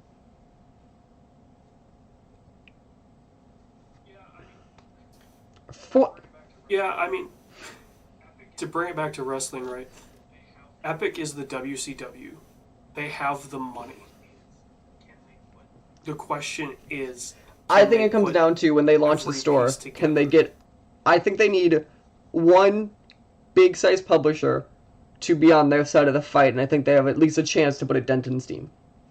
And that could be, and when I say big size, it could just be a Deep Silver. But, like, I think you need someone of that size to just go, we're siding with Epic on this fight. Because Bethesda's not... Well, you know what you're going to see? Because Bethesda's... Yeah, no.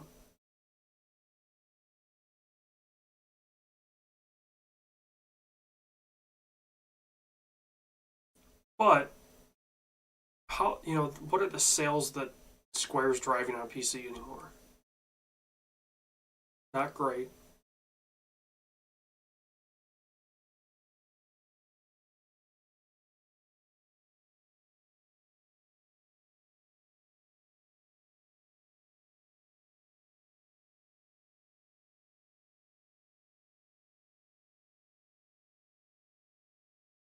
You know what you're going to see, though, is when this launches, PUBG is going to be on it.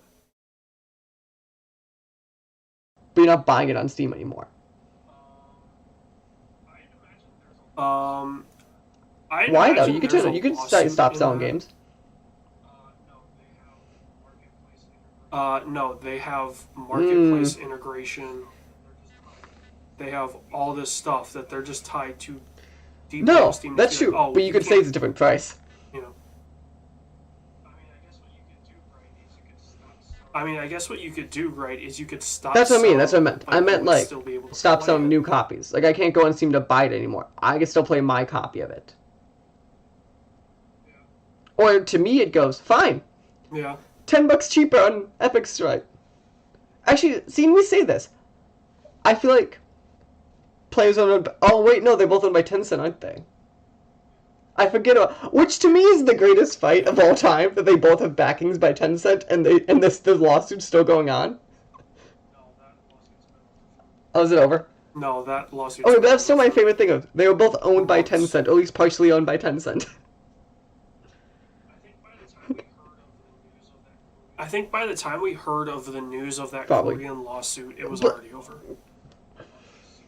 It was like, oh, PUBG's suing Epic over Fortnite? Oh no, that lawsuit's already But like, I don't know, I think PUBG might be decent, but to me it's, or Capcom. I just think you need a publisher to back the Epic side of the fight, and then indies I think will go with where the sales are. So if you're a good indie and you're in Epic's secret back-end deal right now, when that store launches, it's gonna be great for you. And I think every indie knows that right now. So I think you'll see a flood of indies, at least in the beginning, to the Epic store just to try to get on it.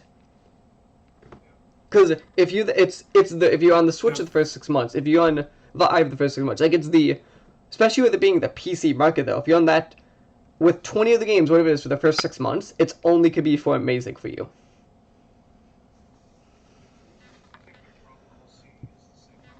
I think the problem we'll see is the same problem we've seen with all of these, these launchers that are supposedly. But I think this is the first one I think has a backing of bigger quality. I think the only. And I think that might be enough. Because okay, but what is any of these other competitors? And I'm putting in quotes because you can't see it. None of them. Which one of them really had any backing money wise? Discord doesn't. Itch doesn't. Oh no, I don't consider like Discord being like there have been competitors in the past that have gone up at being like, oh, we're going to be the new, we're not Steam, we basically do the same thing Epic's doing. But the difference is, and I think none of them have had the backing of the biggest game publisher.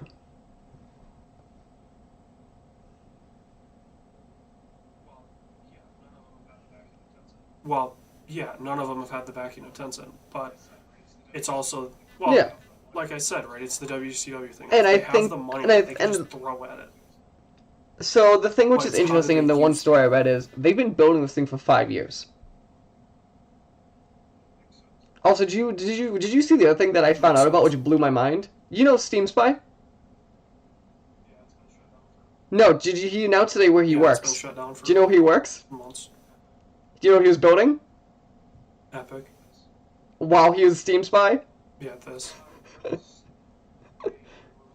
There was a spy. rumor that he was basically at. Well, the reason he's called Steam Spy is because he was doing this. He was hooking into Steam's backend to. Which is amazing. That is a spy story that I legitimately want like a book written about. Of like, how the fuck did that happen?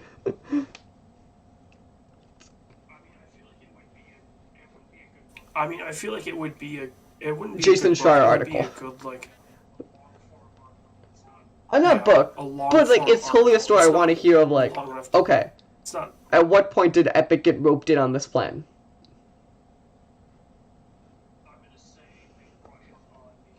I'm gonna say they brought him on because he. Right, but I just think Because it's just Steve when you Smith's been announced around today for a of like, while. yeah, I built what?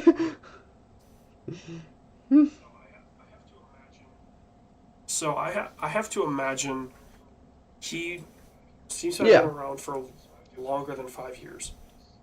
So I have to imagine he was doing this. Then Epic saw Which I think is this a and smart brought him hire if on. that's true.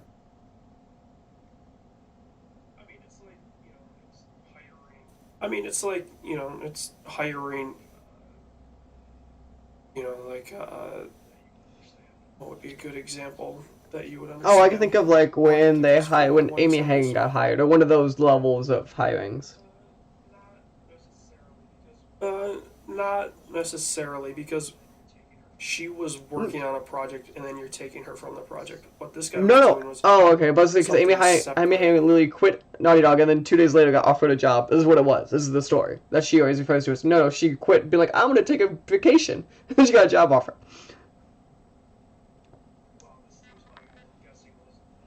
Well, this Steam Spy guy, I'm guessing, was doing this. And then Epic brought him on. And then he helped build.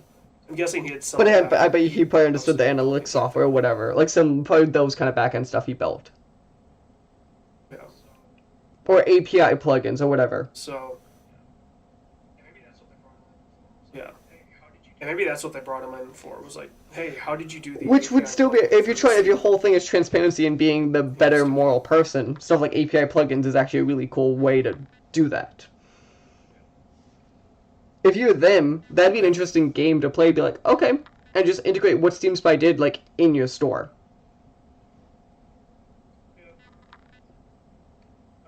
Yeah.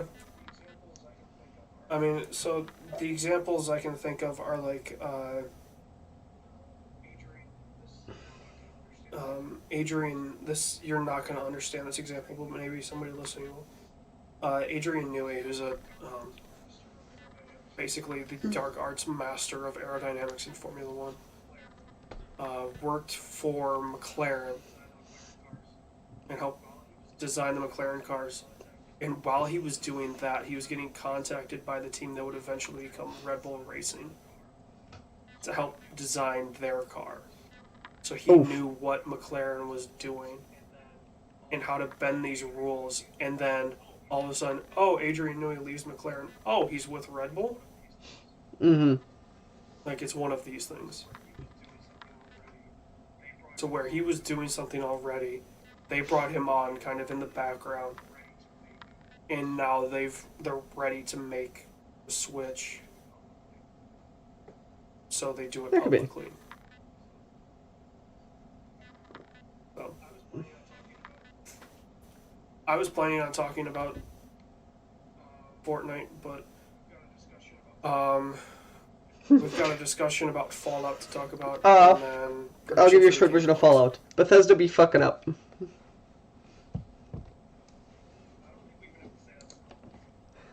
I don't think we even have to say that's of Fallout. That's So just like Bethesda. they in the straight past like 10 the years. thing today is they just sent an announcement out saying they shut down their customer service site because some customer was getting the customer service emails for some reason.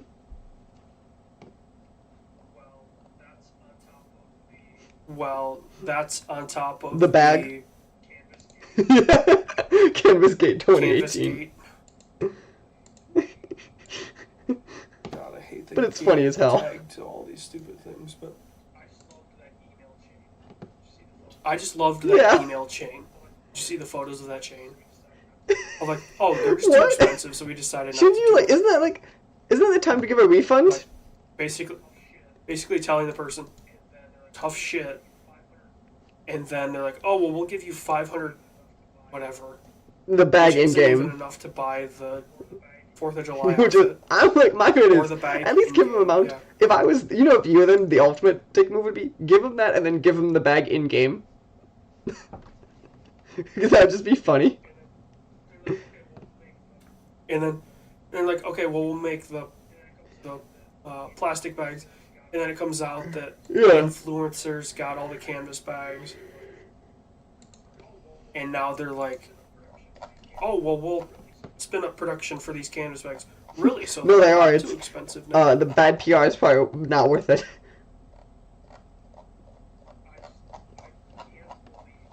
I can't believe that the customer support Why can't... email told this guy Go fuck yourself. basically verbatim. Isn't that they're like too expensive? say tough anything shit. besides that is the rule? Yeah, like Is don't so say the that. proper way to handle the situation, at least the way I've been taught, would be there were there were troubles with the production of the bags, and in order to get the bags out on time, instead of delay the whole edition, we had to go to these plastic bags. Mhm. What even were they're like vinyl. These vinyl style bags, in order to get the editions out. If you would like a canvas bag, you know, put your name on this list, and then once the production issues Right, have like been some fixed, level of like, we'll send them out. yeah, better PR. Don't let the intern. Giving them like So maybe they should hope stop and letting the intern do the that. emails. Because if that was a Honest- senior person, they should have got fired 10 years ago. I hope that person seriously got fired. I don't That care person who is they Pete were. Hines. He should be That out. person should be fired. Like, that was just bad.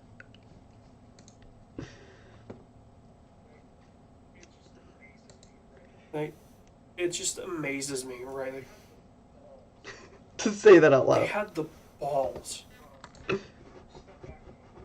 Well, no. Step back a couple weeks. They had the balls Mm-hmm. to release a Fallout game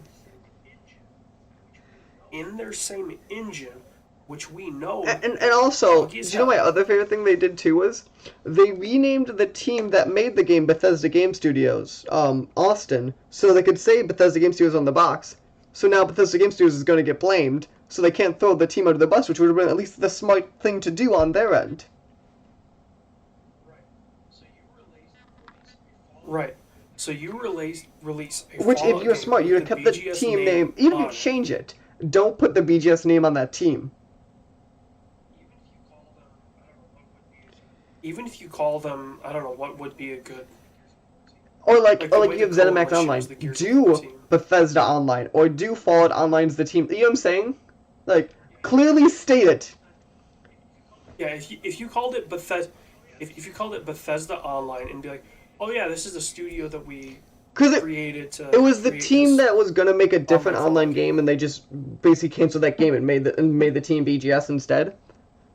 But again, you just shouldn't have named it BGS. To me, it's you're Right. one out now. You can explain to the hardcore, you can't explain to the common lame person, where you could have explained that before at least. You could have been like, this is kind of like the Obsidian situation, but we own them. Right. Let's look at Fallout 76 as a standard MLB at bat. Okay? Oh no! So you have 3 strikes before you're out. Would Strike 1 be at E3 So- having to announce the other 2 BGS games to calm down fans? Okay. No. Step. hmm Bethesda gets up to bat. Or whatever this Austin team It was not bad. It's not Battleborn, but it's something We'll call it similar to Bethesda that. Austin for now. No, Battleborn was the Gearbox game. I thought it was Battleborn. Battlecry. Battlecry. The Battleborn team was called Yeah. Battleborn Studio. Which is now Bethesda Game Studio Austin. So Battlecry gets up to bat. They're a terrible hitter. Basically, all they're gonna do is just stand there and either take their 3 strikes or take their 4 balls and just either go to first or sit back down. Hmm. Like, nothing's really expected of them. But suddenly, they get up to the plate, we're gonna kind of change the timeline around here to make it sound a little more impactful. They get up to the plate. They look up on the scoreboard, realize it's the bottom of the ninth, 2 outs. The bases are loaded, and the game's tied. So now they're BGS Austin. And so you have to be the clutch hitter in the situation. Strike 1, you're making a Bethesda game. So you get back up to the plate. Strike 2 is the E3 situation. Strike 3 and possibly the thing that... We'll kill Bethesda. I'm not going to say kills Bethesda, but... I'll hurt reputation. I don't think it kills them in the for slightest. A very long time. No, yeah. Strike 3, just swinging on the worst curveball you've ever seen. It lands like 15 feet in front of the plate. They swing all the way through. Their helmet flies off like Bartolo Colon. It looked like an absolute fucking retard. Do you want me to make you lose your shit? Because I'm on the Wikipedia page now for Bethesda Game Studios. So it was, it goes, it goes like products, right? So it's like Elder Scrolls, 2002 to present. Fallout series, 2008 to 2018. Someone put like, nah, it's done. Yes. Does it seriously say that? No, just the Game Studios. Of games developed. Oh, products, yep. Yep. Well, I'm guessing that means because it's present. But no. Elder Scrolls But like, that's not what that is not what that means. Escalation is right. So Escalation, Battlecry is this team, and then Behavior is one that made the mobile Fallout Shelter. They bought Behavior outright. Yeah. I think I think they didn't buy Behavior. I think what they did was they made a studio next Behavior and just bought out the staff. So it was cheaper. It's my understanding.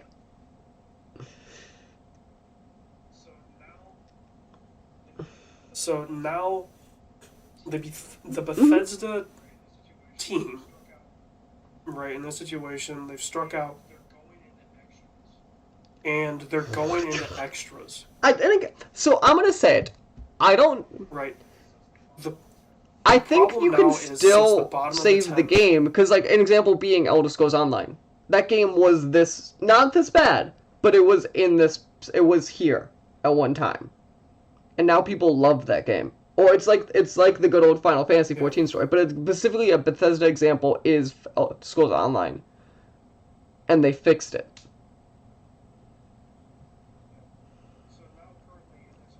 Yeah. So now currently in this baseball game, right, Bethesda it's the bottom of the 10th. They're down by 5. Mm-hmm. But it's the middle of the 10th. So their opposing team scored 5 in the 10th. So they have a pretty unsurmountable goal to achieve. Right, not only do they have to get 5 just to keep the game going, but they need to score more than 5 if they want to win. And you and I both know baseball. It's pretty damn hard to score 5 runs in an inning. So in this situation, they've dug almost an insurmountable hole. I'm not saying they can't get out of it, but they're going to struggle. There's going to be years of struggle. I mean, I don't know when. Yeah. It's going to be impacted by this. If Bethesda is smart, you make a BGS RPG. And I know you're going to be like, ooh, for the average person, if you could do it correctly, that is the hit they need. If you could pull out a Fallout 3 or Skyrim they need. If you could pull out a Fallout 3 or Skyrim level of impact in that regard and fix some of the base jank problems, you are fine. The question is, can they do it? Well, isn't Starfield announced to be on the Gamebryo engine? But that doesn't mean anything. And I know, and from a person who's messed with engines, that means nothing. Because you can name an engine the same thing and just revamp it 100%. So that means nothing until you see if they've touched it. I mean, it is on that engine, right? No, that's on the engine, but I'm just saying, it's on an engine means nothing, because That doesn't. They didn't say if they're touching it or not touching it or whatever. Unreal 4, so UE4 is basically the same engine they used to make the original Unreal Tournament in. Like that, you know what I'm saying? How that means nothing. Right, but there's, just the idea of like, oh, it's a UE4 game. Like that's just a subliminal thing And to where even though it's basically Unreal, the original Unreal Engine. that's what I mean by it means. I mean it means nothing in the sense of there's probably the reason they use the engine is A, it's internal, so you don't paint it else, and then B, there's probably certain things you built into it to make certain things like branching choices easier. Yeah. So you could still do stuff like overhaul the graphics engine and not affect that part of it. I'm not saying they aren't, but I'm saying when people saw that and like took it to the end of the world, I'm like, that doesn't mean anything. I'll say this: Fallout 4, it wasn't the visuals, it wasn't the graphics that were the problem. For me, it was just, it seemed like you would take one step forward, but then there would be a bug where like you couldn't see an enemy, or the enemy spawned inside of you, or It's Alien. the door won't open, or the quest gets bugged out, so you're taking 2 steps, 3 steps, 4 steps back. Oh yeah, no. And the jank I think is, to me, it's you need to fix some level of graphics. But I think the jank is the thing you need to fully, like if I said focus on one or the other, I think focus on jank more than focus on graphics. Yeah, because the graphics seem to be fine.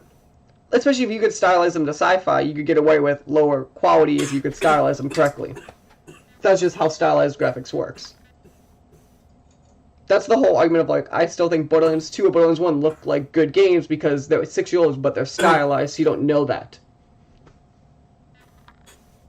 Yeah, I mean, for all the shit that I give the, oh jeez, the Borderlands games, They look fine. they hold up. And that's the point, is because stylization. And that's even Randy Pitchford was always saying that. He's like, we went down a good hole because they'll always look decent. It's his argument. Yeah, and I mean, obviously, anything like that, right? Like you said, anything stylized will look fine. Should hold up. And then obviously after 50 years it won't, but I'm saying it'll hold up Right. substantially longer than a realistic game would. Yeah, I mean, I think we look back. I was gonna say Red Dead, but I'll give you one better. Look at Black Ops 3 to Black Ops 4. well, I was gonna say look at Red Dead in 10 years. But I think even in 10 years, it'll still look great. But I was saying, but like, my example is like, it's just the nature of that stuff. So I think if they're smart in the way they do graphics, I'm not as concerned about that part of the engine in comparison to the jank part of the engine. Yeah. Okay.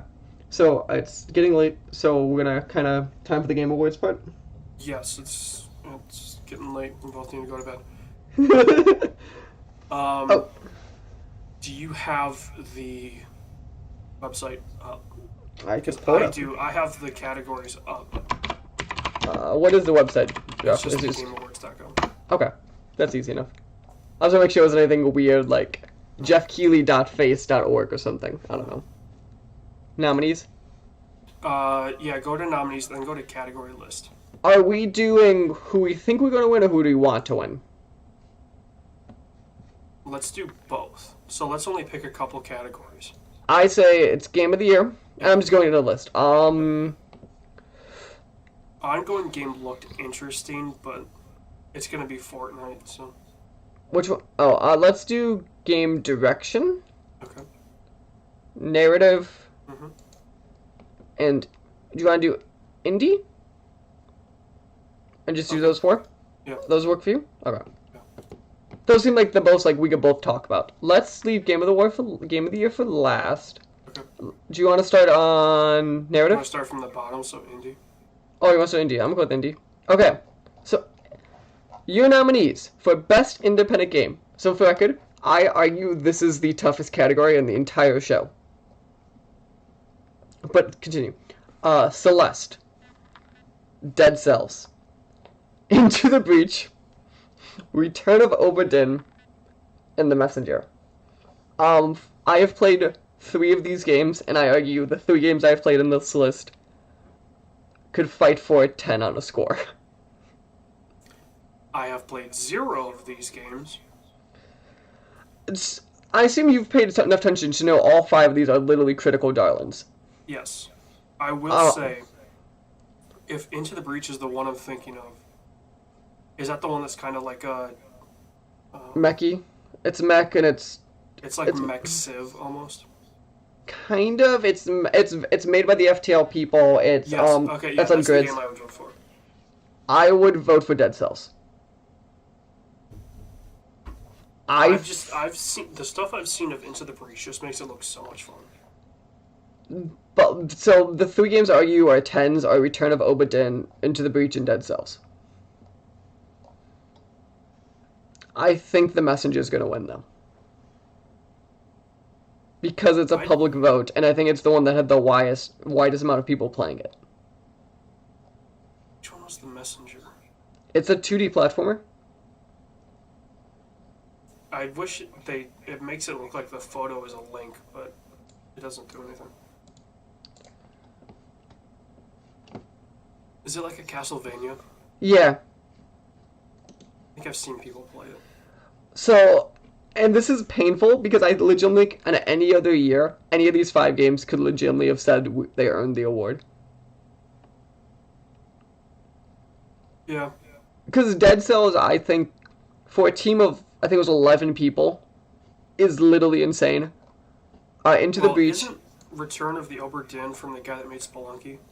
No, it's the guy who made Papers, Please. Oh, Papers, Please. So Into the Breach and Return of Obra Dinn are both the second game by people who released the game in 2012. So they're both 6... Think about how insane both these games are in that regard. I mean, you say it's been 6 years, but it probably hasn't been exactly 6 years. Return of Obra Dinn, he said he's literally been working on since then. Okay. I don't know about Into the Breach. I know for a fact. I know the second is the game post FTL. I just don't know what they were doing in between. Probably a vacation. That's true. They earned it. But like, this is just this. I honestly think, to me, this is the category with the, which is funny because it's the indie category of the like these games could be up for Game of the Year. Yeah. Okay. So I say Dead Cells and Messenger. You say what? Into the Breach. For both? I'm gonna say I want Into the Breach to win. Okay. I'm gonna guess. Hold on. I'm just gonna go by looking at the Game of the Year category. Yeah, any of them up for it? Celeste, because it's the only one on that list that's in Game of the Year. Wow, and it's the one to me that should be the least of them on the Game of the Year, but that's just the point. Okay, so that was independent game. Yeah, okay. I looked at best performance, and it's actually pretty interesting. Oh, it is. Best narrative. Detroit Become Human. God of War.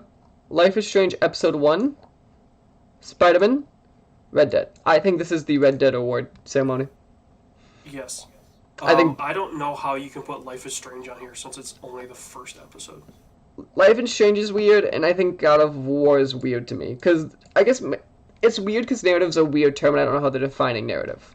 For outstanding storytelling and narrative development in a game. Then I guess God of War stands. It's just, to me, it's the story, like, from a paper point of view, isn't the part of God of War that makes the narrative strong, so it's, I don't know how the average person's going to look at that term. Yeah.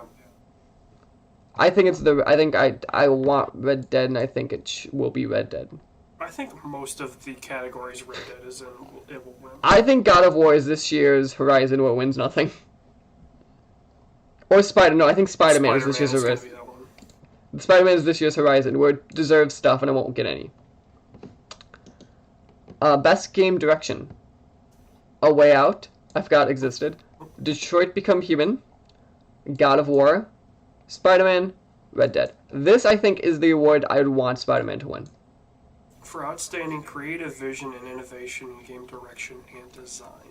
I think this is a this is the if I wanted Spider-Man to win an award, this is the Spider-Man what I wanted to win. I think it's gonna be Red Dead, but this is the one I want because Spider-Man feels like the Spider-Man New York City. in your head, it feels like the Dream Spider-Man game. If you I asked think that would be more art direction that you're looking at. So no. To me, it's design direction, and and part of design is combat, and if you were a 10-year-old child picturing what the Dream Spider-Man feels like, they nailed it. I think that's why. It's when you're swinging, it feels like it. It tells the pinnacle of what a Spider-Man story is. This is all design direction, and I know it's still narrative or other things, but design is very encompassing. Yeah, like I said, if Red Dead's in this category, Red Dead wins. I want it to be, and I think it's going to be Red Dead, but I want it to be Spider-Man in this category. Also, can we appreciate how SIE is up for 3 of the 5 awards on this? It's impressive. If you read, like, the thing of, right, like, creative vision and innovation, I hate to say it, A Way Out seemed very creative. Innovative. Yeah. And innovative, and a lot of stuff that it did. It did. So I will that give would that. be I think I want it to win, just because it was a terrible game otherwise, but it totally was creative and it was innovative. super creative. Okay. Goaty. Goaty. Assassin's Creed Odyssey. Good lord. Celeste. God of War. DC's Spider-Man. Monster Hunter Pluto. Red Dead Redemption 2. I mean, we both know. A part of me, okay, is curious if Red Dead and God of War splits the vote for something else to appear. And because, yes, Red Dead, but we're forgetting God of War has this extreme hardcore following that what if it's enough where it just splinters a vote for something weird to pop? Is this like the year Giant Bomb made Mario Maker the game of the year because they had 2 games that split them, and that just kind of... Yeah. Okay, because if it's 2 games, I think if you ranked them, like, individually, I think it would go, like, for most people, Red Dead then God of War. So what if, in actual voting, it splits them? And something like... I think it would be something like Celeste pops. If Celeste or Spider-Man, I think. Right, I think if the split happens, I almost would bet you it's Celeste, because it's the people who vote for Celeste wouldn't vote for something else. But people who vote for God of War or Red Dead tend to be similar people. I think the problem is it's a lot of, like, you know, there's the whole, for every awards thing, right? Like, there's that last second push of, oh, let's re-release all of our movies, right, for the Oscars. So it's that what's fresh on the brain, and what's fresh on the brain on this list, Red Dead. But okay, and everybody seemed to drop AC for Red Dead. Which is true. But I feel like, and this is going to go with God of War and Celeste, no one stopped talking about them, I feel like. With something like AC Odyssey, they stopped talking about it. People have not stopped talking. Celeste came out in January, and people are still talking about it. Yeah. Which is interesting to me, because January games usually don't get, like, awards because you forget they exist. Celeste was, I think, like, the second week of January. So you want Celeste to win? I don't know if I want... You know Red Dead. I think I know it's Red Dead. If it was my vote... Yeah. Oh, fuck. And this is interesting. Because Red Dead is my game of the year. But from a getting recognition standpoint, I still pull for the Insomniac with Spider-Man of, like, they pulled it off. Like, this is the first Spider-Man game where I don't think it has... Like, every other Spider-Man game has a flaw. Or, as a whole, if your name's not Batman, you have superhero story flaws. Fuck it, if your name's not Arkham City, you have flaws superhero game. I think they pulled off a game that goes, we can compete with Arkham. And I think there's some level of accomplishment of, Insom could have somehow easily fuck this up. Marvel could have shoved their nose someplace. Like, there's so, like, think about how many pieces that have been in the hands of this pie at once. I And don't no one... think Marvel would have been the one to screw it up. Okay, Sony, Insom, and Marvel all had their giant hands in this pie. And somehow... And you know what I'm saying? Like, how is that not too many cooks in the kitchen?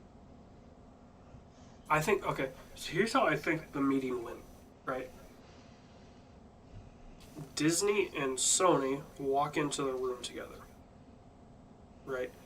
And they strike the deal to get Civil Spider-Man War. and the Avengers and Homecoming and all, the movie deal. Yeah. And they also go, okay, but we want the Marvel tag for this Spider-Man game. So the way, and that may be more true there, the way that the Ted Price tells the story is Disney came to Sony and said, I want Imsam to work in a game bowl and you do it because of that part of the deal. And basically Sony said, pitch us 3 superhero games, we'll pick one of them. And instead Ted Price said, okay, and they only pitched Spider-Man.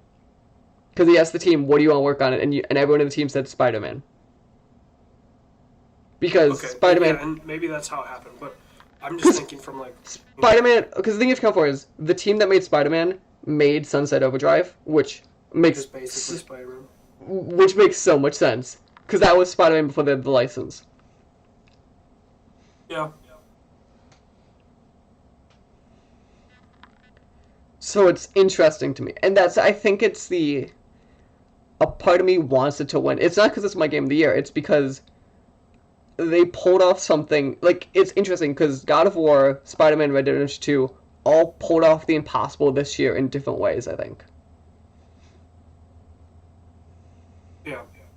This goes back to the last episode thing of, I think this is the best year of this generation. That's... I mean, I'm not going to say you're wrong. But I think we've got one more year. And again, maybe next year could dethrone it. But it's going to be stupid hard to do. Because the fight before this was 2016 or 2017. I think they were more up in the air of which one won. I think 2018 put them both to shame. With those 3 games alone, not counting anything else. Yeah. And this includes 2017, includes, like, there's a Zelda and Mario last year. And I think stuff like Red Dead, Spider-Man, and God of War went, no, this is how you do a video game. The only reason I would say there's a chance that next year does it is, what's the big game coming out in 2019? Last of Us? Last of Us Part 2.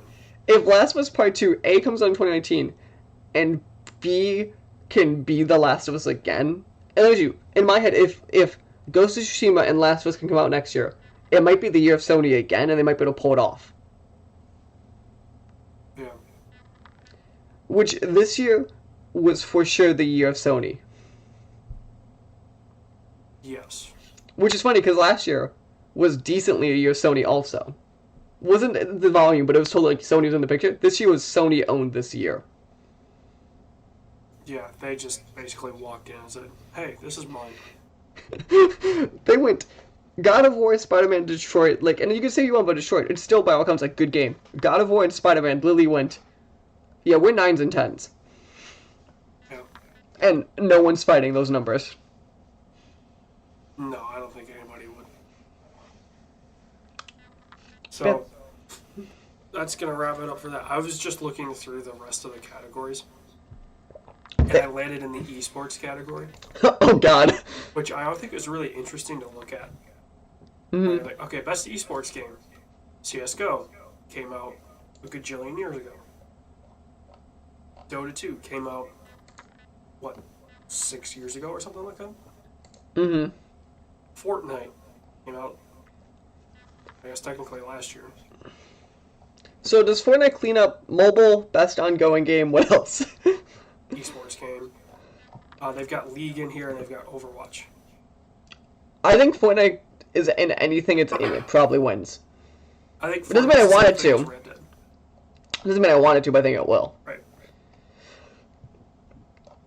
And then I'm looking at best esports player. the picture they chose for Sonic Fox is hilarious. So just You forgot. the category, Hey. let's go, best esports player. Oh, I see it. I'm sorry. You mean presented by Omen by HP? Yeah. The picture they used for Sonic Fox is amazing. Who is Simple, and his face is also pretty good. Simple. I don't know. I don't recognize him. But that's a good face, I think. Yeah. If you go to best team, Fnatic's photo is pretty good. If Ninja does not win best content creator, I'll legitimately be in shock. Well, and that's a community voted on thing, so he's Which probably means- been pitching it for since the award went up. Because legitimately. Also, okay. So while we end this quick, so the things we basically are by all accounts confirmed for tomorrow is Batman, Borderlands, and Crash Team Racing. Do you think anything else is gonna pop? Oh, and Far Cry got announced. Well, they announced there's something there. No, but Jason Schreier literally tweeted said, "Yeah, I've known this a while. It's a spin-off Far Cry. You'll learn more tomorrow." And when Jason Schreier tweets that, at that point to me, it's confirmed. Yes, he's said this, but it's not like Ubi hasn't come out and said the next Far Cry is. Ubi released the trailer, so like Ubi released a 10-second trailer with a nuke, and then Jason Schreier in response went, "Yes, he is the truth." Yeah, which I mean. Borderlands. post-apocalyptic Far So Cry. every single major outlet has received the orange dice, which is the Crash Team Race confirmed, basically. Batman is, I would say, a 70-30 it's going to be there. And then Borderlands, it has to be there. If Randy Pitchford has been saying this shit for last week and Borderlands is not there, I will legitimately be in shock. I think a Borderlands game will be there, and I think it's the version of 3 that's going to come out. Whether it's called 3 or not, I think it is Borderlands 3. It's the. It could be the biggest blue balls ever. Because, like, Randy Pitchford... Because do you think the way he's been talking? Like, and then, like, the Game Awards have been retweeting his tweets. Like, this little shit of, like, I swear to fucking God, if it's not there. I'm looking at the photos of the best esports events. Yeah. The Evo 2018 thing that they did looks like it's the hypest thing ever. Oh my God. Like, if The- you look at, League Worlds, Yeah. Overwatch, Grand Overwatch is pretty hype. International's pretty hype, actually. International is pretty hype. Evo looks like a concert. Evo looks like a straight, like, Beyonce's performing. Yeah. Does Evo it not? looks like it's a boxing match. It's a boxing match, or, like, someone's about to appear on that stage, like, who's a major, like, star. Right. Evo doesn't... Evo looks like the event that you and I should go to. Just to be like, this is our first esports event. Like, fuck League Worlds that are going to be in Chicago. Like, fuck the International. Like, I want to go see Evo. I want to go hang with these fighting game people. Because they seem crazy. It's kind of like my first con I ever went to was San Diego Comic-Con, so no matter where I go ever again, every con's ever going to be ruined for me. Is that what you mean?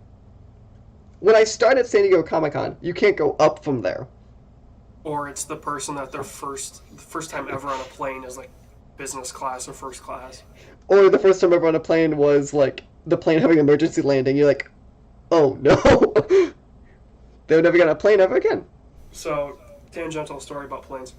When I went to Florida, on my flight from Grand Rapids to Atlanta, there was I think it was 2 families. It was a total of 11 people. They were all going to St. Lucia Mm-hmm. for the holiday. And the one girl was in front of me with the other family's either mom or grandma. And I'm guessing what it was is like, okay, mom and dad, right? So it's mom's family and dad's family. You know what I mean?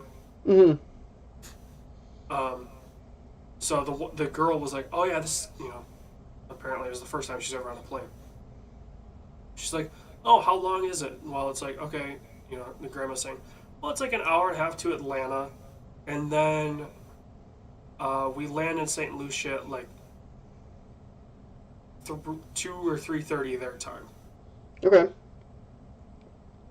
and you take off in Atlanta at like 10:30. So that's a 5-hour flight. And she goes, "Oh, that doesn't sound that bad." I'm sitting there going, "You're going to be replaying that statement in your mind. Oh, that doesn't sound that bad." 2.5 hours, 2 hours in a flight, so you're not even halfway done. Sitting there in the middle seat, going, "Dear God, I just hope I can get up and just walk the aisle." Because I was on a flight that I wasn't even supposed to be on this flight from Dallas to Seattle, which is a 4-hour flight. We weren't supposed to be on the flight because we got delayed and we had to take this incredible detour to get to where we finally needed to go. I was in the middle seat for 4 hours, and the lady to my right, so the aisle, was asleep. Mike, you know my size. I'm not exactly the smallest person in the world. Mm-hmm. How do I climb over this lady without waking her up to walk the aisle? Who knows? So, yeah. General note, AJ? Yeah. We need to buy that Soldier Bar console. I'm glad you saw it too. I gotta mention it earlier. And I'm just saying, he missed it. There should be no power button. No. Hold on. See, I'm just saying, do you know what it should have been called instead of a power button? It should have been called a crank that button. So it's the Soldier game console on soldierwatch.com. Soldier. You said watch? Watch.com. Package, yes. Brand name, Soldier Game, one word, by Anbernick. Never heard of him. Model, HD game console. Size, 20 by 16 by 4 centimeter TV game console. Oh, you're talking about the Soldier handheld? Or the No. Soldier console? This is the Soldier console. My bad. Weight, 1.2 kilogram game electronics. Color, white console. Material, SG video game console. Type, for Soldier Games /PS /Neo Geo /PC /Sega /GBA /NES video games. Hold up. How long do you think? How long do you think Unity Unreal lets a button to let me export to the Soldier game? Because there's I'm like a surprised PS. it's not already on. Because for the record, if they make those buttons, you understand I will be porting games to this console. Just to say on my resume, I have made games for the Soldier console. I'll tell you this, it shouldn't be that hard because it's basically a DualShock, but with Xbox buttons. I know, which is somehow wait. A, B, C, and D, but they're in no order. Oh, no, click on the one that's got, like, the package. What's included with it. It shows the 2 controllers. It legitimately looks like 2 demo kiosk DualShocks. I like how Tomb Raider's a picture, and you know there's no way in hell they licensed Tomb Raider for that picture. Oh, yeah. And Tekken, there's no way they have got this stuff approved. This seriously looks like Hold up! some China action. Hold up! They use the kid. You see the cables they use? Look, picture on the thing with the package. Yeah, that's what I was saying about the 2 demo kiosks. No, but I meant that like it uses the 3-prong and an HDMI cable, just in case. Well, hold on, there is a back thing. There's an AV out, makes What sense. is the TF card slot? I think, is TF supposed to be an SD? Like a mini SD? Yes, I think it is.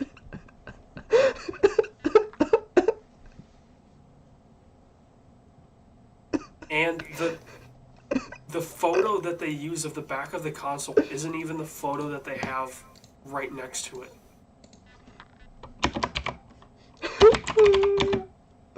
It's $150. I'm pretty sure that's $150 you'll never see.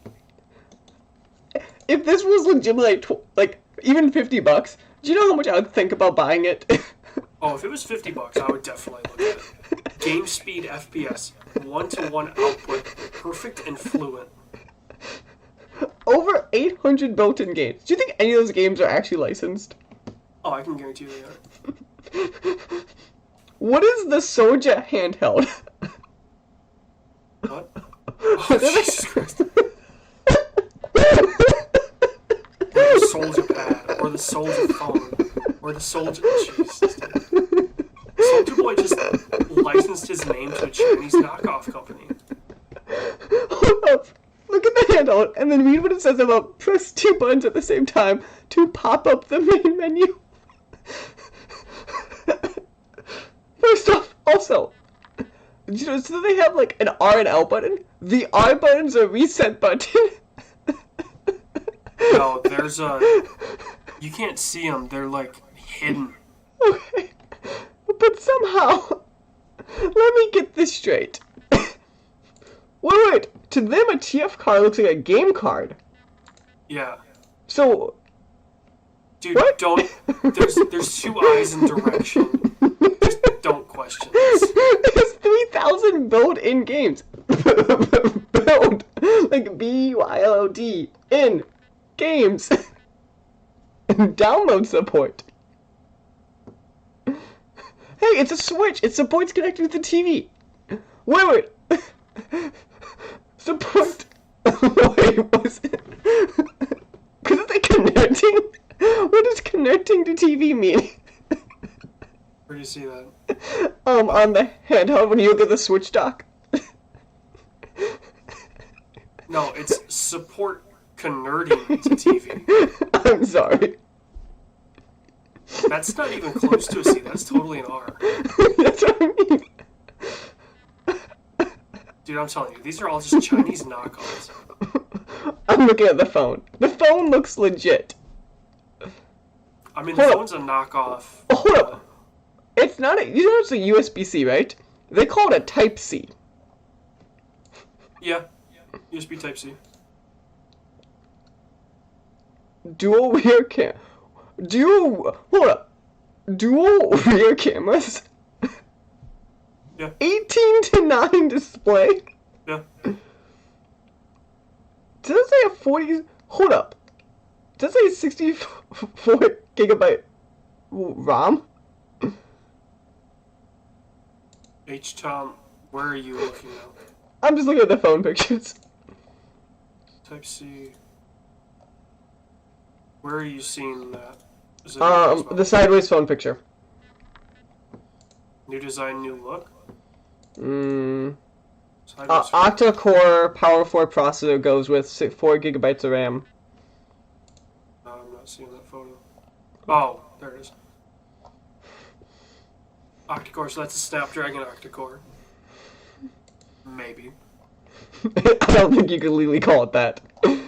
Powered by the MTK 6750 octa-core processor at up to 1.5 gigahertz HD. You can ship it from the United States even, that's an option. And you can buy it with Google Pay.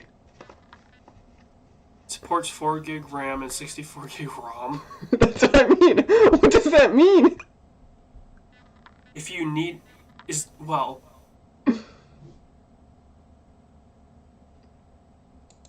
Is that...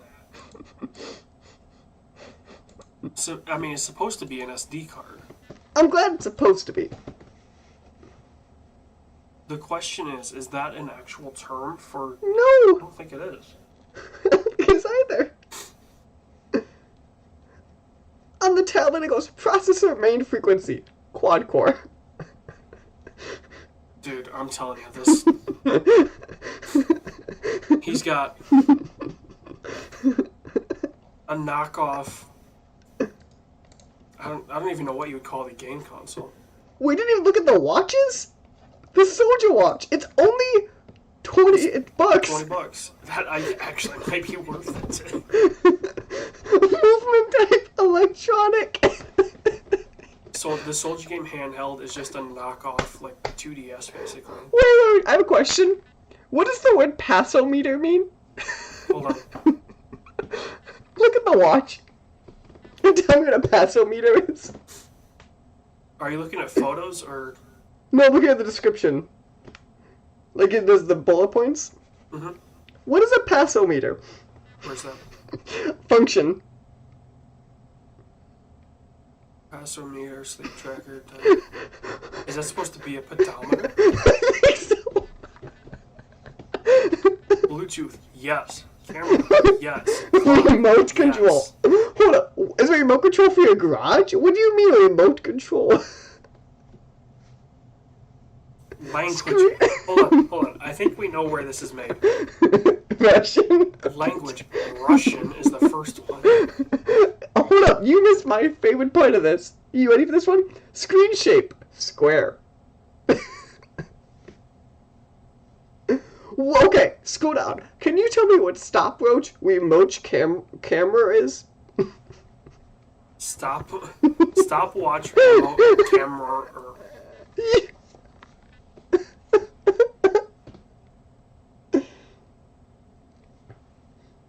Okay, do you want to know my honest opinion on what I think these are? What? I think these are Alibaba listings. I think so. And it's Google translated. If we're lucky.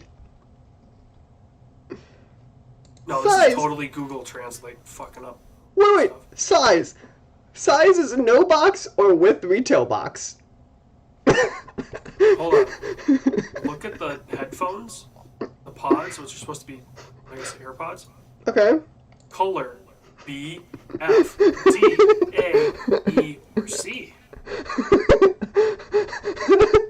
Black. I don't even know what the rest are. Start control button. Yes.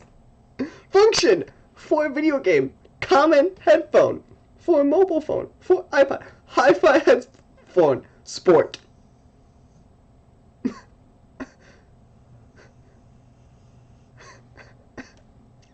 This. This is just. This is great.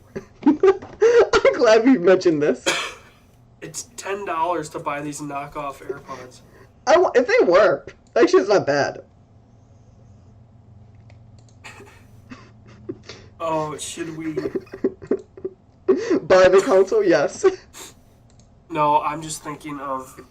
This is the perfect thing. I don't know what the shipping time would be, but when you're By you. hanging out with me, ordering these and having them delivered, We open them and try them. and do an unboxing, and just marvel in the...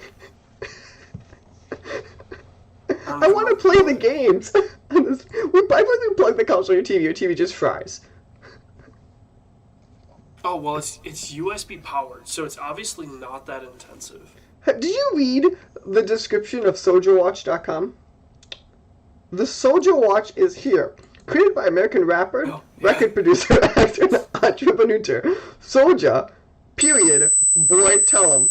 That's how he stylizes his name, though. Is that actually? Yeah. I thought that was them being bad Google Translate.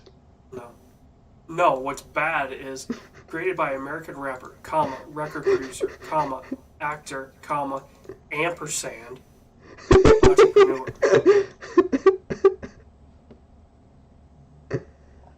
I like how they're selling this as his watch brand if you Google it. Oh, dude. Brand name Soldier Pods by Xiaomi. Like I said, these are totally just Alibaba. Soldier Boy is only 28, Yeah. which means when his song popped, he was like 18. Yeah. He was 17 or 18 when it came out, yeah. He's from Chicago. Barely. He was born here, it counts. So right now, his Wikipedia only goes 2011 to present. We need to separate this to 2018 onwards, the Soldier Watch period.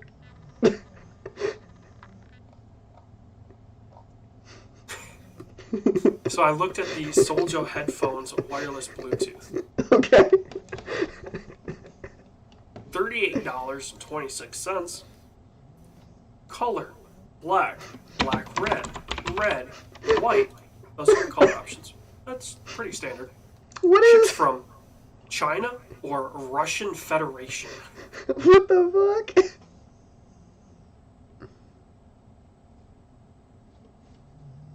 Oh dear lord. Should we end this? Yes. We would like to thank you guys for joining us for this lovely end. Remember, you could send. Dude, these are awesome.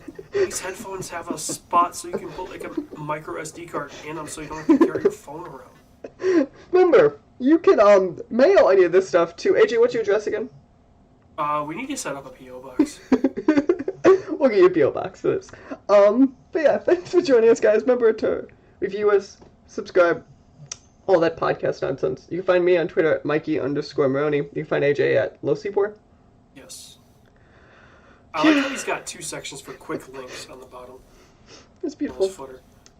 AJ, you want to say bye to everyone? We're gonna look up the product watch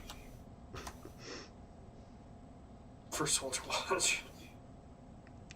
Well, yeah, I'm going to hang up on you. Not you, AJ, but I'm going to hang up on the recording. Bye-bye now, people. Goodbye, everyone. Also, one quick thing to note we forgot to talk about in the episode. The next episode won't be a movie club, but it'll be more of like a game of the year / movie of the year.